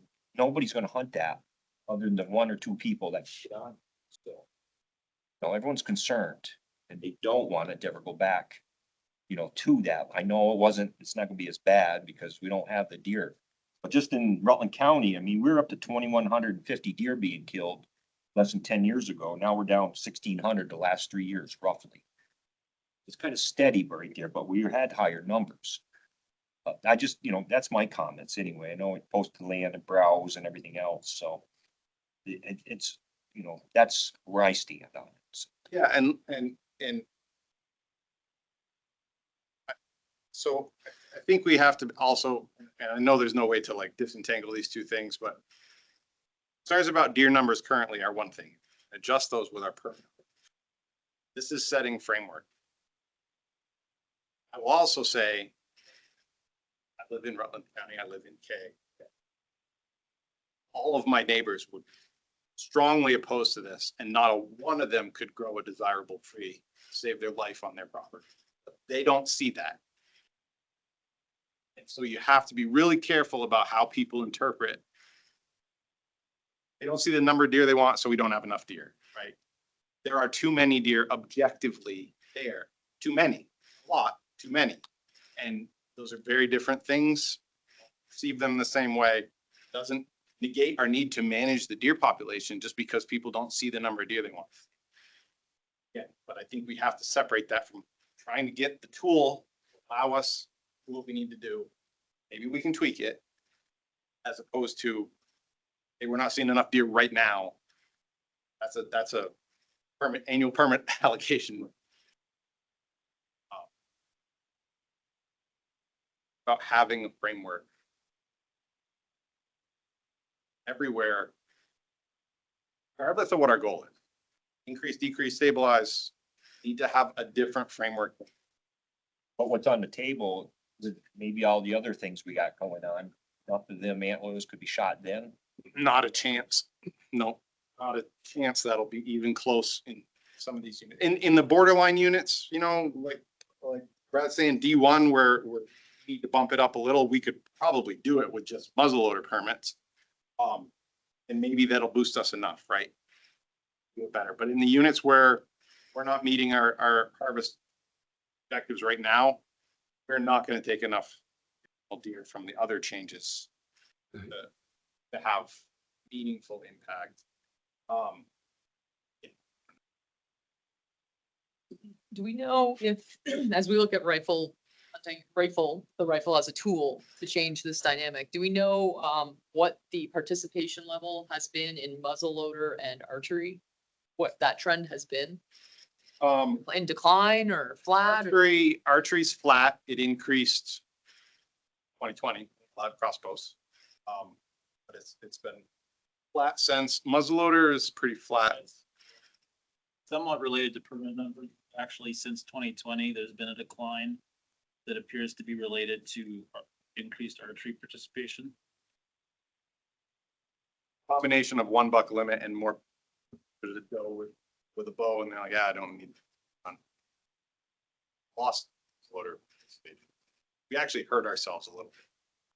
I mean, that's sort of what it seems like, is that there's, in muzzleloader at least, if you look at over time, I just feel like there's probably a decline happening, but I suppose that'd be a better question for hunting shops and how many muzzleloaders they are selling.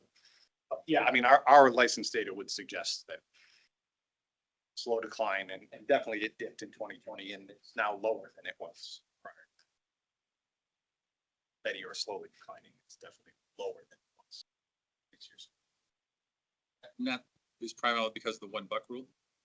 It correlates perfectly with the number of hunters who took a buck, who had previously taken a buck that muzzleloader hunted, almost exactly the number. A lot of it's $1.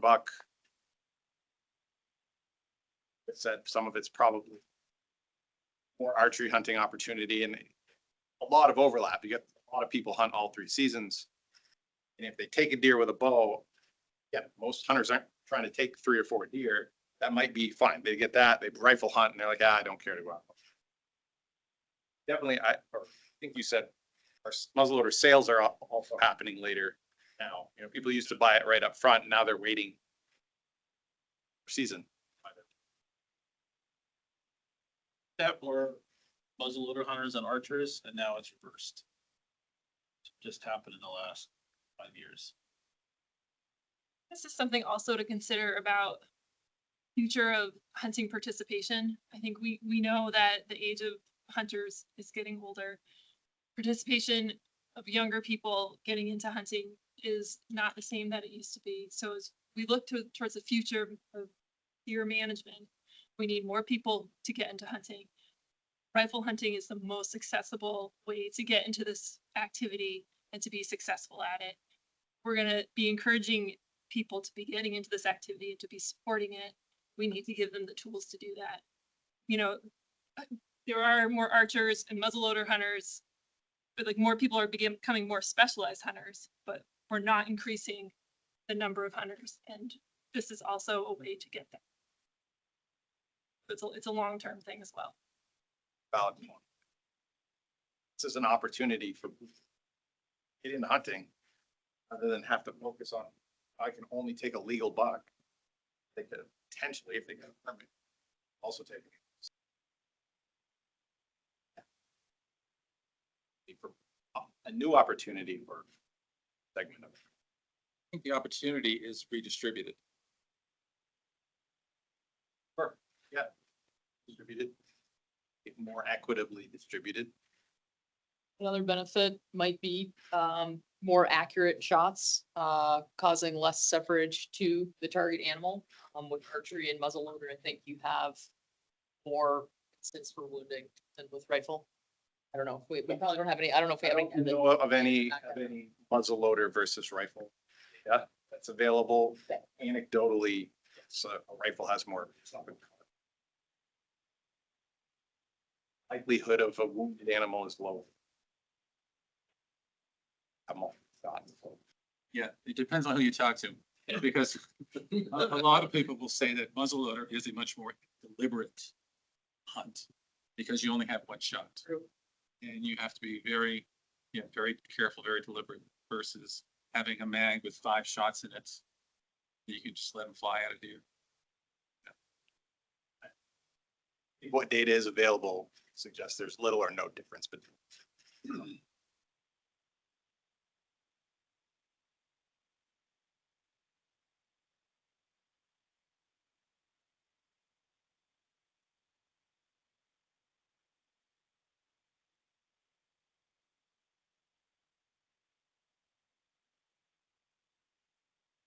Anyone else, any questions?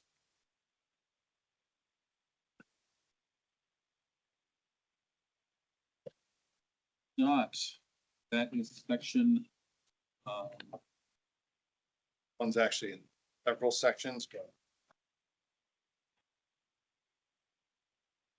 I think 6 is the regular season.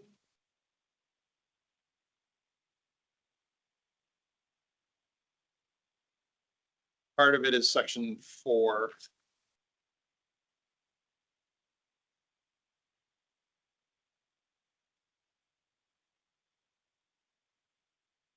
Point 1 states what seasons antlerless permits can be used in.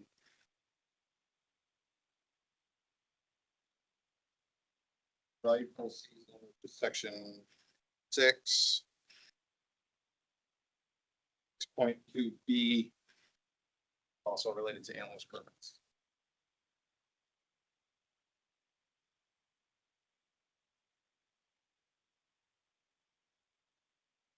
okay. So then I would need a motion that accepts the language relative to taking antlerless deer during the regular rifle season. That is contained in section 4.1.2B. Make a motion will allow antlers permits to be used during rifle season as described in section 4.1 and 6.2B. Second? Seconds? Okay, I'm gonna take a roll Second. call. This one.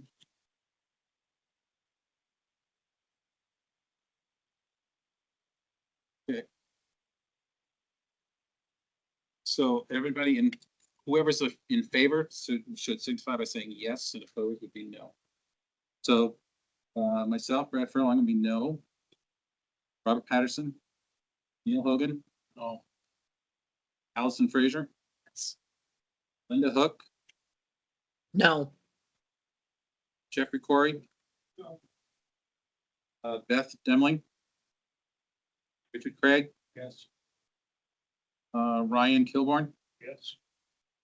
Paul Noel. Yes. Martin Van Buren. No. John Dalton Jackmo. No. David Dean. Yes. Neil Burnham. Nick Burnham, excuse me. Yes. Okay, so that is a 1, 2, 3, 4, 5, 6. That's 8-6. The section passes. All right, on to the next. Next is moving the archery season closure during the regular season. So background here, archery season starts October 1st, runs right up to the regular season, then is closed for those 16 days and then opens after. Reason it is closed is because antlerless deer cannot currently be taken during the rifle season. So this is mainly about a law enforcement concern about people potentially shooting antlerless deer with a rifle and claiming they shot it with their phone. Now that we've the taking of antlerless deer during rifle season, we don't feel this restriction is necessary anymore. It cleans up our regular.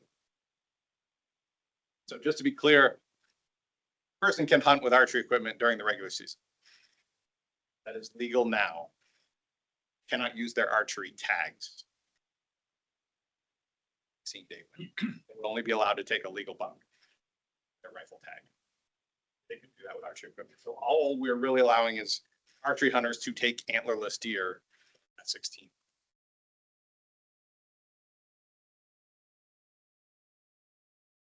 So public hearing, strong support, a little more opposition than some of the earlier ones we looked at.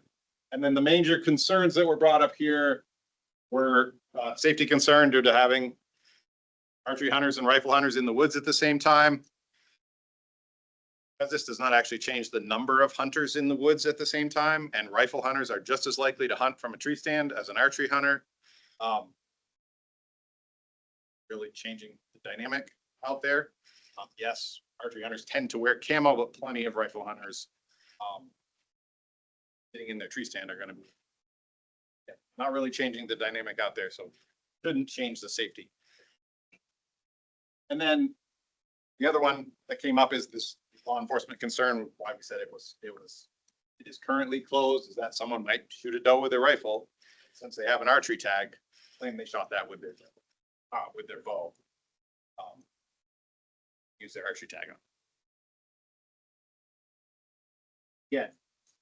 Have a word for this. Of course, these rules, why they exist. People are always going to try to bend rules. Can't make these perfect. Can't make them unbreakable. But I don't think that's going to be a major concern.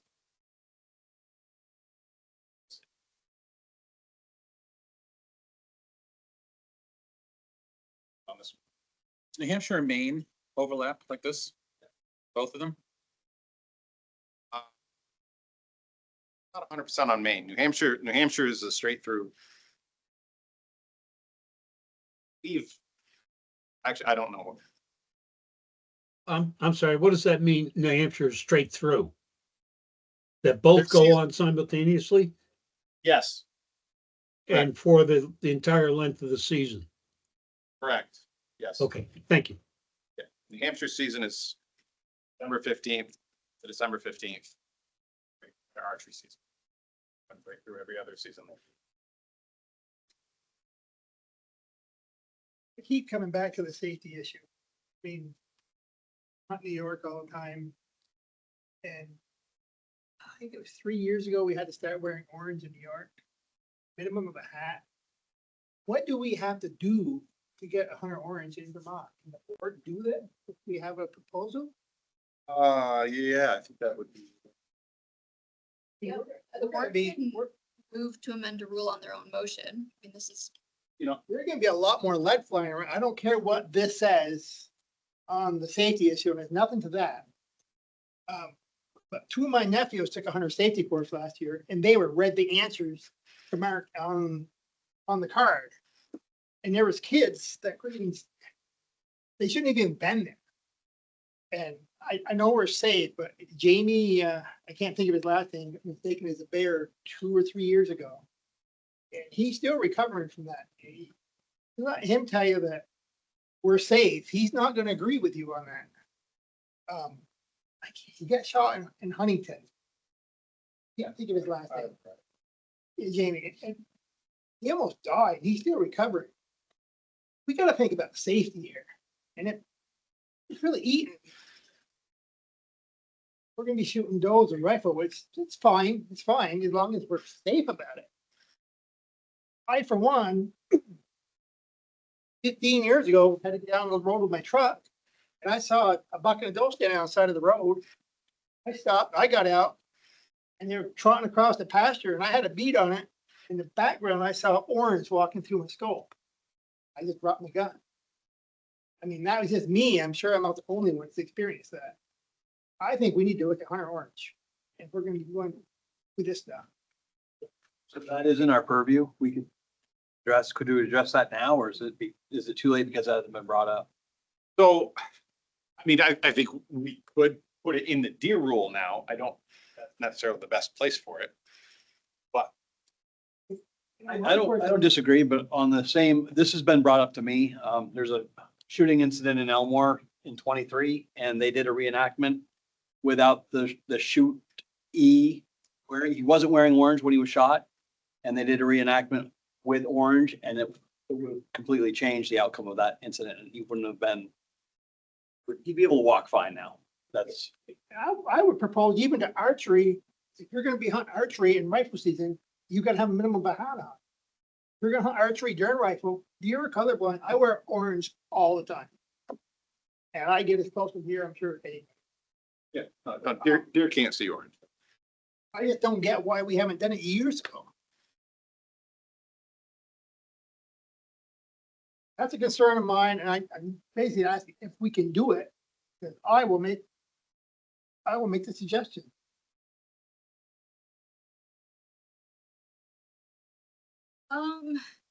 let me, I mean, it theoretically is in your purview. It's related to game management. Deer rule. Would it only apply to deer hunters? Depends how it's worded. My concern is rifle hunting, Yeah, the rifle season, no matter what you're hunting. I think. Not debate, obviously, language, if you go down this route, but I think Maine's hunter orange law, something about like, there's a rifle season on, everyone needs to wear one. Like, So- there's some wording like that. Jeff, I don't disagree with you at all, but it seems like we're working on the deer rule right now, and it wouldn't make sense to have it just apply to deer, not to bear hunting, for example. So it just Right, seems I like. I'm not worried about Barry, but my friend there got shot. I can't remember his last name, but he got shot bear hunting. Right, and so if we put something in the deer rule, it's not gonna apply to. Right, it's not gonna, but it may prevent it from happening during the rifle season. I guess I would suggest that we add it to a future agenda. Just for clarity, where does that come, where would that reside? It's a good question, and I don't have an immediate answer. It might be appropriate as a statutory change.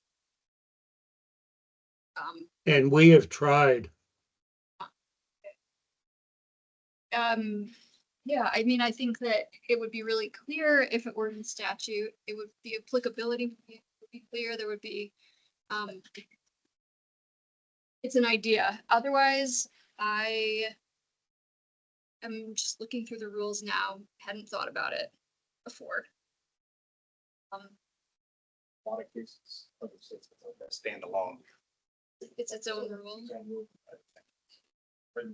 And that would be another option because, you know, you wouldn't have to do it right now, but, you know, the board on its own motion could introduce rule language, discuss it. We'd obviously have to go through the rulemaking process, which takes time, but you could start that process this year, start that process whenever you wanted. I think it's significant enough change that it definitely deserves its own conversation and not be added into a rule as a last minute change. I agree with that too. And I don't disagree with the fact that we are changing the dynamics in the woods considerably with some of these proposals. And I think it's definitely worth having that conversation. Yes. Reevaluating the current lack of a current rule. But I think it warrants its own discussion because it is significant. Yeah, and that would give us an opportunity to look at what other states have done, how it's been done effectively, the language they've used.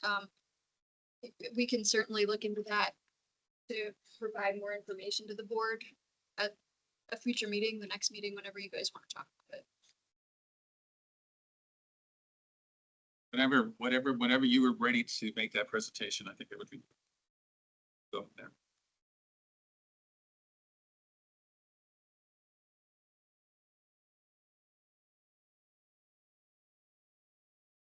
I'm just curious. I didn't realize that came under our purview. Orange? Yep. What type of caliber you use to hunt also come under our purview? In, that in rule or in the moose rule? Yeah, there are. Rule requires 25 caliber or greater. And for deer hunting, There's nothing in the. there are no requirements relative to fire. Okay. I was just trying to correlate something that was outside of the wildlife component of it. Since we're throwing those things out, what about? Yeah, absolutely. Okay. This is the place to. All right, last one, and we'll get refocused on it. Raising possibly the age where you can get a hunting license. Or establishing an age. Would that fall under the same orange and the, It might already be in statute. I'd have to verify that, in which case you would not be able to amend it through rulemaking.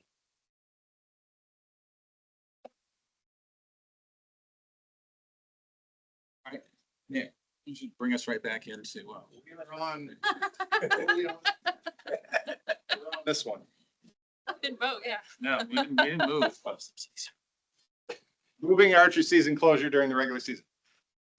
Still haven't voted. Any more questions on that one?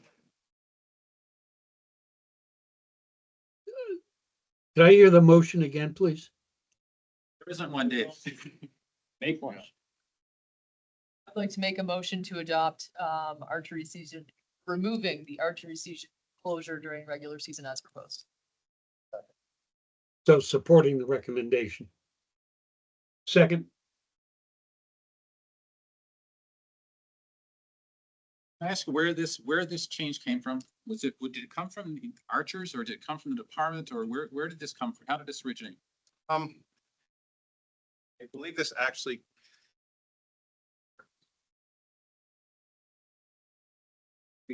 Speak for the colonel. Sure.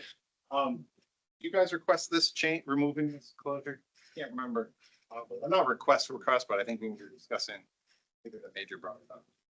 You were correct. The impetus was a law enforcement because of, there are people shooting deer with a rifle and sticking an arrow through it and saying, oh, I shot it with my, my archery equipment.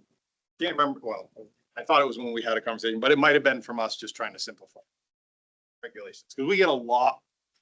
Wouldn't think so, but we get a lot of confusion about whether someone can hunt with a bow 16 days. Not that it really matters. People are confused, right? But just trying to clean up regulations, I guess, simplify. this is not a make or break sort of thing. Just curious. I've never really heard of this being an issue, so I was just curious where it came from. I don't think many people notice it now. I don't think much is really gonna change other than a few diehard folks. Archery tag or the rifle tag, right? So the archery tag, if you get one with bow during that rifle season, during that week, but it's gonna be rifle and archery, right?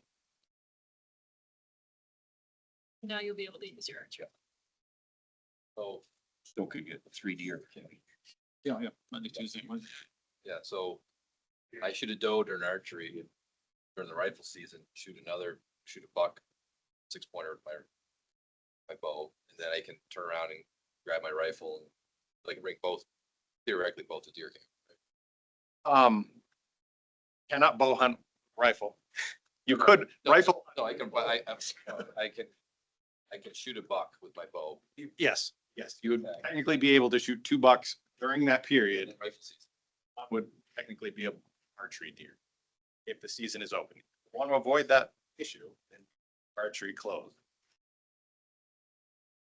I don't see that as an issue. So with your archery tag, you can take a doe during rifle season? With an archery antlerless tag. So we're gonna adjust the names on the tag so they make a little more sense, but with an archery tag, you would be able to take a doe at 16 days. Without buying a, Without buying an antlerless permit, just like the rest of archery season. Take a doe, just like you could at any other time during archery.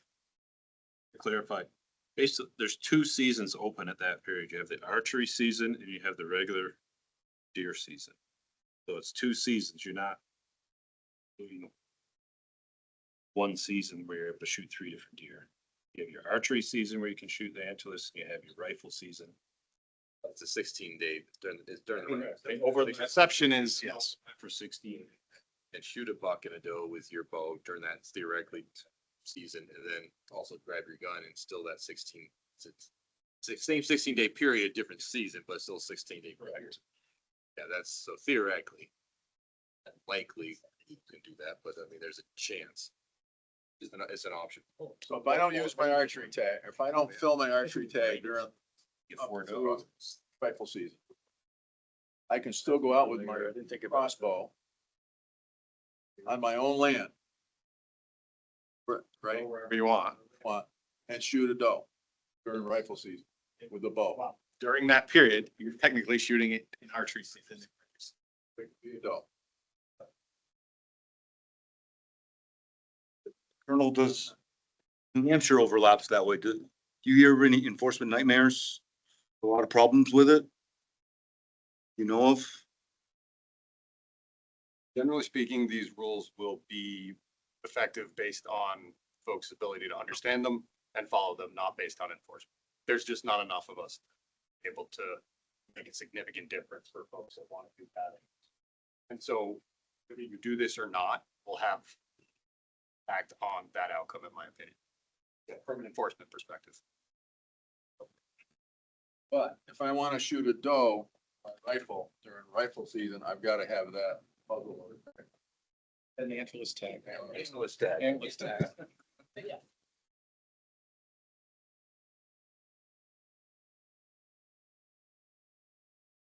So it is confusing. It is confusing, and it is confusing to us that have had a pretty detailed conversation about it. But how it gets presented in the regulations, I think you gotta be very clear. So that we're not creating a situation where we're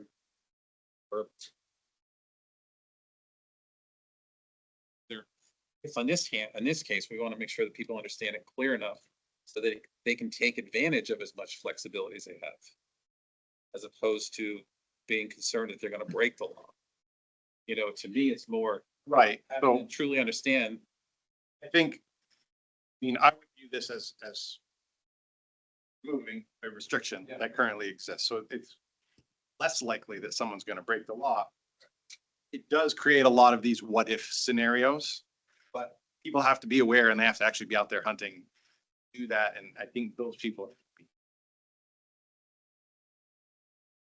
That we're just talking about is archery season and the muzzleloader season have been open together years. So you have a firearm season with an archery season going on at the same time, so same scenario. But your point's well taken. I mean, there's a lot of changes that have their unique complexities that you're passing tonight. We appreciate it. And we're gonna have to come up with some kind of an outreach package that helps people clearly understand how to comply with these changes. I hear you loud and clear. So if what we're hearing from the colonel is that it's not really gonna make a difference, one way or the other, we can this or not, what the goal of this was to clear up confusion, right? But I'm now not sure if we're confusion with it or if we're creating more. Would offer that in my experience, I would say that you are not creating more confusion. Muzzleloader and archery have run concurrently for most of my career, and we do not have issues with people misunderstanding what they can and can't do. With your allowance of doe during rifle season and allowing archery, that will actually make things easier, I think, rather than confuse them based on my personal experience. I think the conversation has gotten confusing, but in practicality and in application, it will not be that hard to follow. Digesting a lot, this is not an insult of any, you're digesting an awful lot of information and there's a bunch of different directions, but in terms of actual application and enforcement, it will be fairly easy to explain. I run one more by. Sure, why not? I take a buck with my bow during the regular rifle season. Which tag do I put on it? Put a rifle tag or the archery tag? So our tag structure is going to change. You're only going to get a buck tag license. What currently says rifle buck tag is just going to say buck tag. If you want a second buck, you have to go through the second buck process, right? You have to buy that second buck tag, shoot your antlerless deer. If you've done those things, well, it wouldn't matter. If it was your first buck, shoot it in that 16-day period with your bow, it's buck tag. Okay, all right. It's when you report it, what season do you want to call it? You'd be able to call it rifle or archery. But it's because you're supposed to put the tag right on.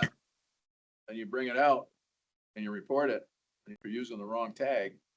Well, that's, we're gonna adjust our tag. So you're just gonna have a buck tag. First buck tag. If it's We have a motion and a second, but we've got good questions. Any other questions for Nick on this particular?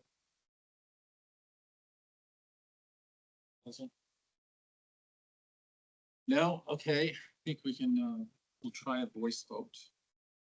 All those in favor of removing the archery season closure during the regular season signify by saying aye.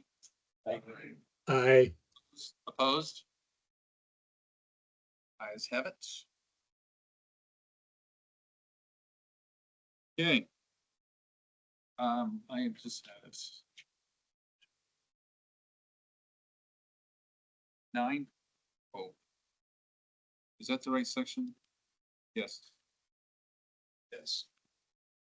Yeah, 9.1 technically, if you want to get. Or 9.1, excuse me, yes.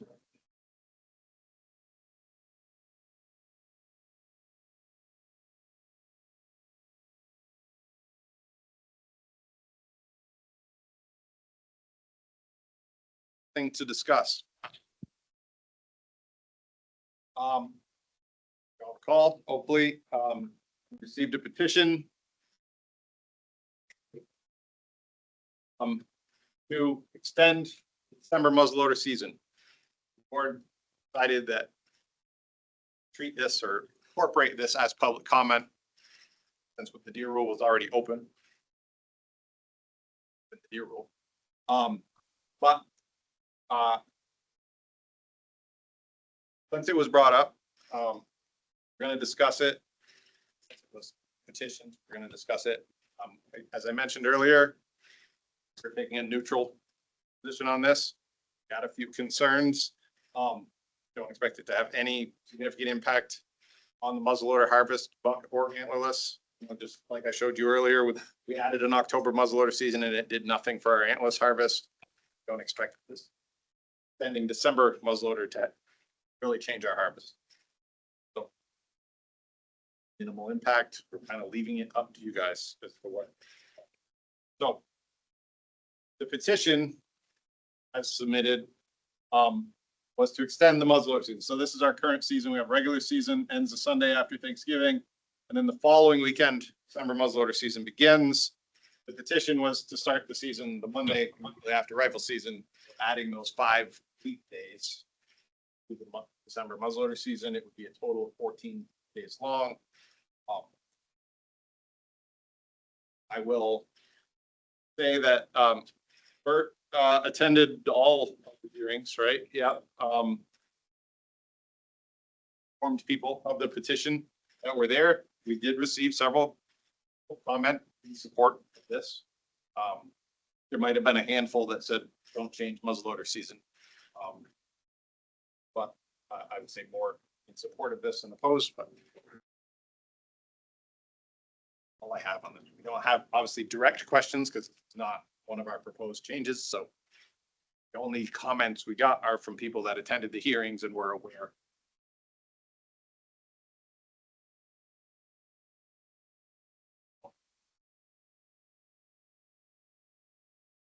Vermont would have a firearm season for 33 days. Three early muzzleloader. And New Hampshire is over 30 days. Maine is well over 30 days of all theirs. So we just be, in New York, it's like half a year.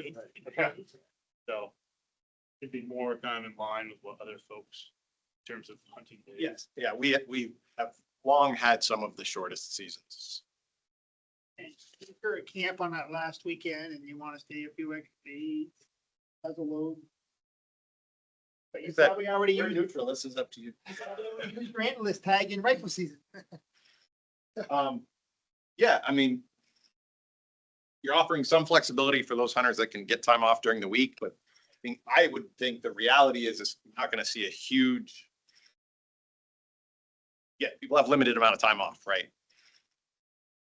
They choose to use that. I don't know. I don't think if our experience with adding the October muzzleloader season tells us anything, and what, again, experience of other states expanding seasons, just going to spread out our existing effort a longer period of time. Not a concern from us. You don't think that, I think a lot of the limits before were driven by people getting a bust either in bow season, rifle season. And secondly, just that additional week between the end of rifle season and the beginning of muzzleloader season. The weather can change significantly, in a week. But it can. So, but now that people have an incentive to shoot second buck, if they qualify, and the fact that muzzleloader season will be a week sooner, in theory, you don't think that will have a measurable impact or measurable gain, I think, or however you want to determine, but. We wrote it in here. One of our concerns was it's some additional uncertainty, to your point, right? Like, I don't think it's going to be huge, but combining this with the now ability to potentially take a second buck or at least try. Yeah, maybe that does result in some increase in muzzleloader participation. We don't know. I think that's where our uncertainty comes in, right? I don't think it's going to be massive, but it is an unknown. That's why we're not supportive. We're neutral. I like this proposal. I mean, I really do. I really do. I think it's unfortunate that we're now dealing with it as an afterthought as opposed to part of the bigger picture. Because I think that it would have been nice to incorporate it into the bigger picture and then kind of pick and choose or have it be part of the overall picture. So, but anyway, I like this proposal. Not sure my wife would. Send her my way, I'll help her out. And the other thing I would add, I don't know statewide what the numbers are. But again, I know where I hunt, when I hunt, most of the people that hunt are muzzleloader are older and more retired. And I don't know if that's just more locally or if it's statewide. But I don't think time is an issue. I think it's more of a weather issue. That drives it more than availability of time away from work. Is that our muzzleloader hunters older? Thanks. Are, but also remember, not to be too morbid, but time is ticking on them too. So we have a lot younger archery people out there who are not muzzleloading. So any impacts might be temporary. If we add these dates with passes, would the department consider maybe looking at keep the October dates for muzzleloader? Those 4 days. Now we're adding 5 days. Get rid of the October days? I mean, I guess my preference, your management perspective would be to keep the October days. Benefit in removing those, let's hear earlier. And I don't think you'd see the same, you know, it's not, you got a weekend in October and you're adding 5 weekdays here in December, you're not gonna have the same harvest. Nick, for clarification, your concern was these extra 5 days would allow possibly more opportunity for that second buck to be taken. Well, it's, so our concern is it's hard to predict, given the other changes that y'all just passed, what this would do, because yeah, that second buck potentially is gonna get more people back into muzzleloader hunting. Sort of a bit of an unknown, and then if you add 5 days to that, it's just a little bit more unknown.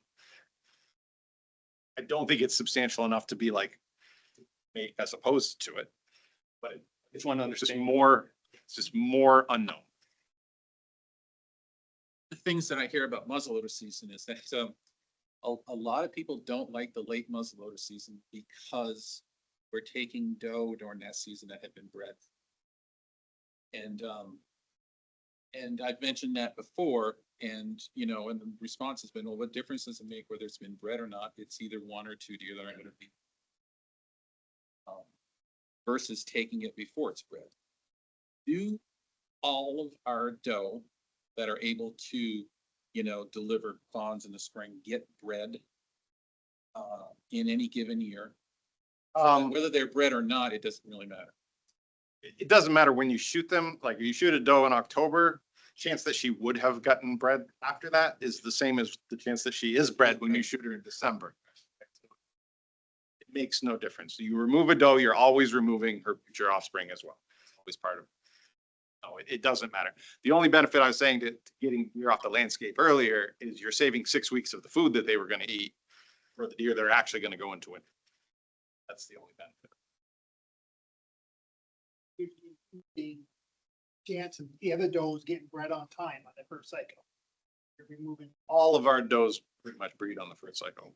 What people see in December with deer still in estrus is either deer in poor condition or young deer. into estrus. Fawns that we're seeing early October with fawns. Those are usually, not always, it's either a deer in poor condition or a very young deer that came into estrus in December or January. See that largely because we've had mild winter. Typically when winter starts if winter starts in December, they will stop ovulating. But if it's mild, they'll just keep going. I'll make a motion to accept this. Okay, I have a motion to accept the extended muzzleloader season. I have a second. Let's try this on a voice vote. All those in favor of extending the muzzleloader season to begin the day after regular rifle season through the normal listing end date, signify by saying aye. Aye. Just to clarify, because this is not in the rule you're looking at right now, could be an amendment to section 8, 8.1, which states season dates for the 9 consecutive calendar days, would it be more than that? 14 Okay. consecutive calendar days commencing. Commencing on the first Monday?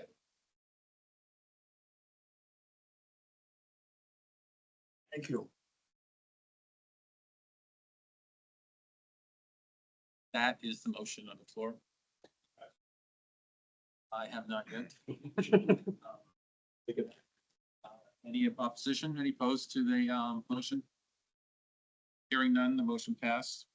14 or 13. Linda, are you still with us? Yes, I am. Okay, so that would be 14.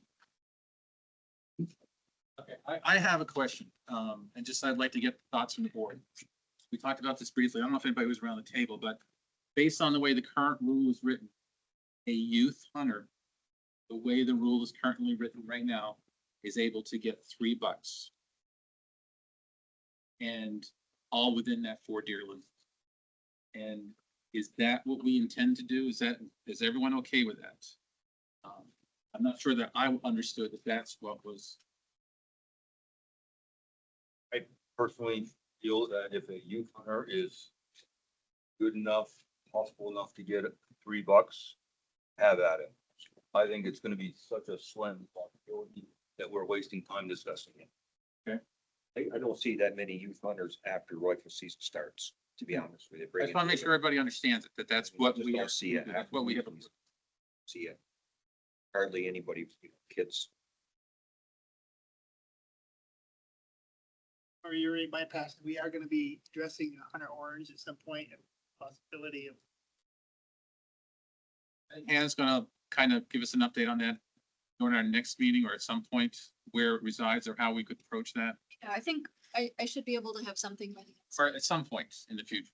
of this, start that conversation. Yeah.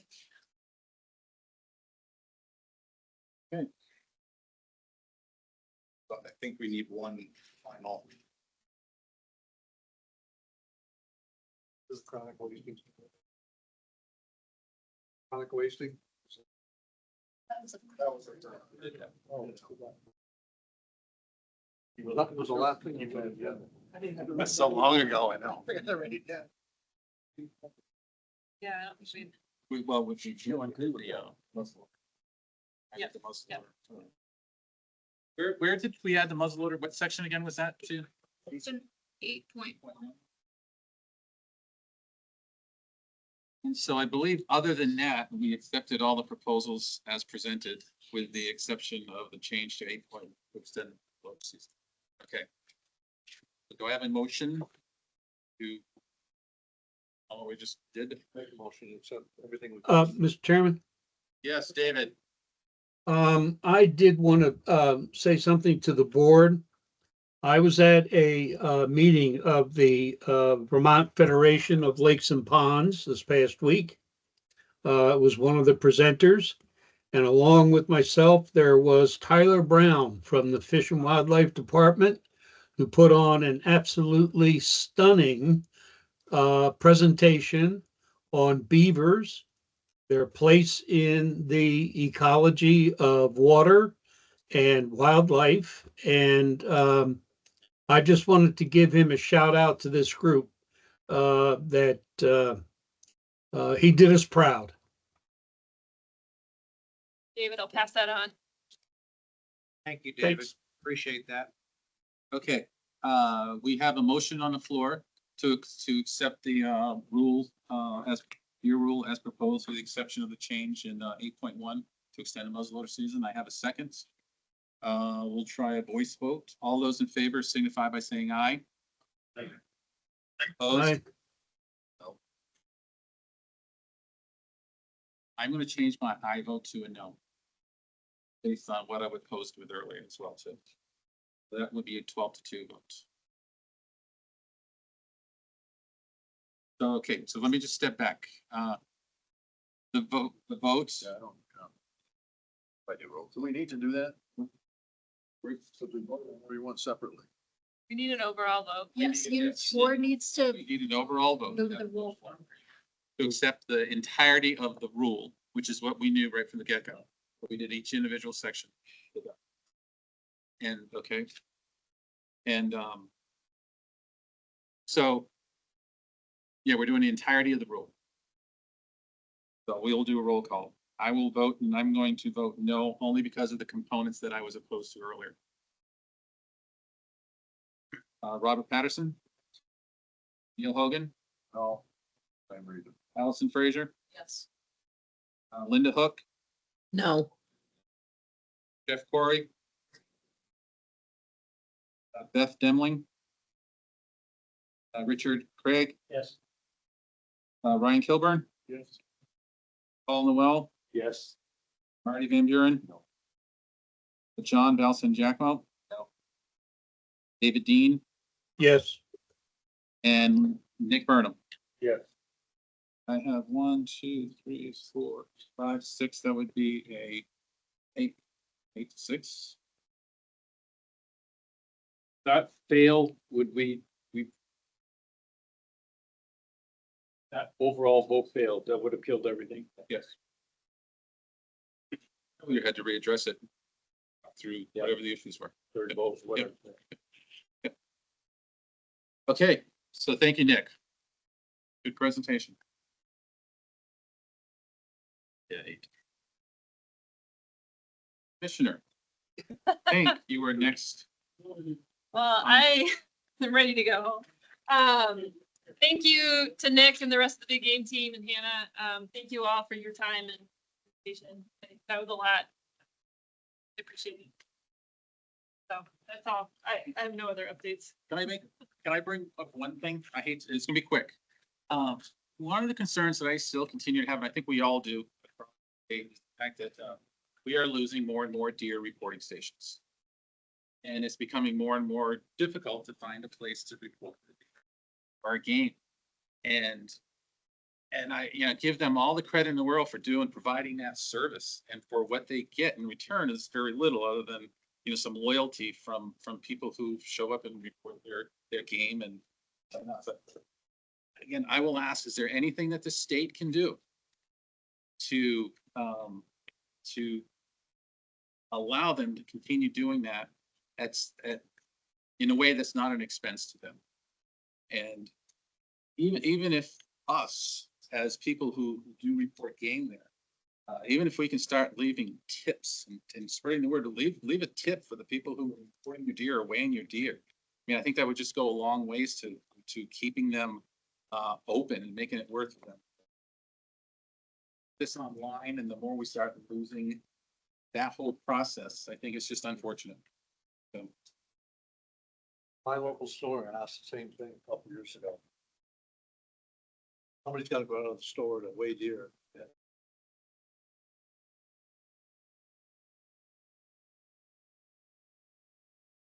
Cost of money.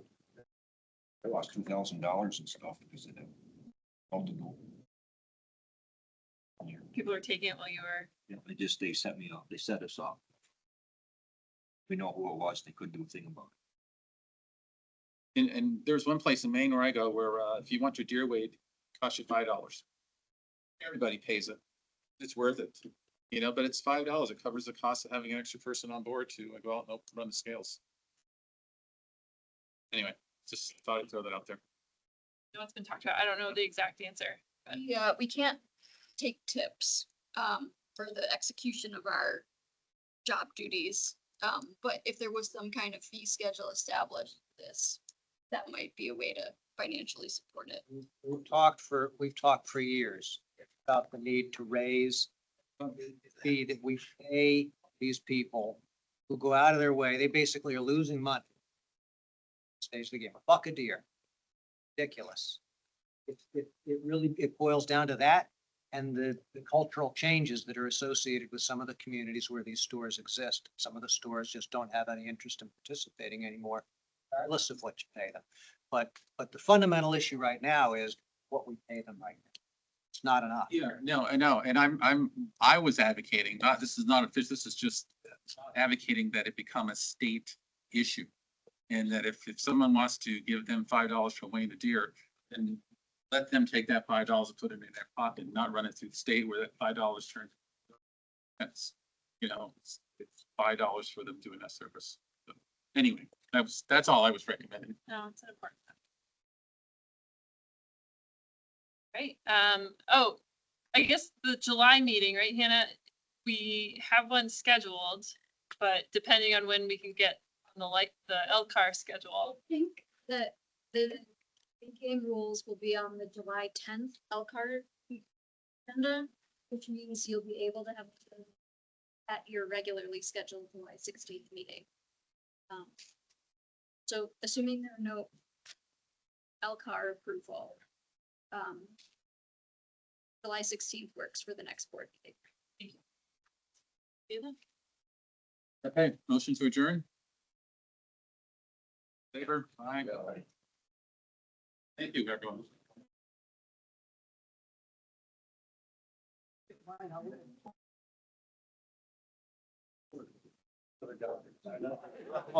Where did the money-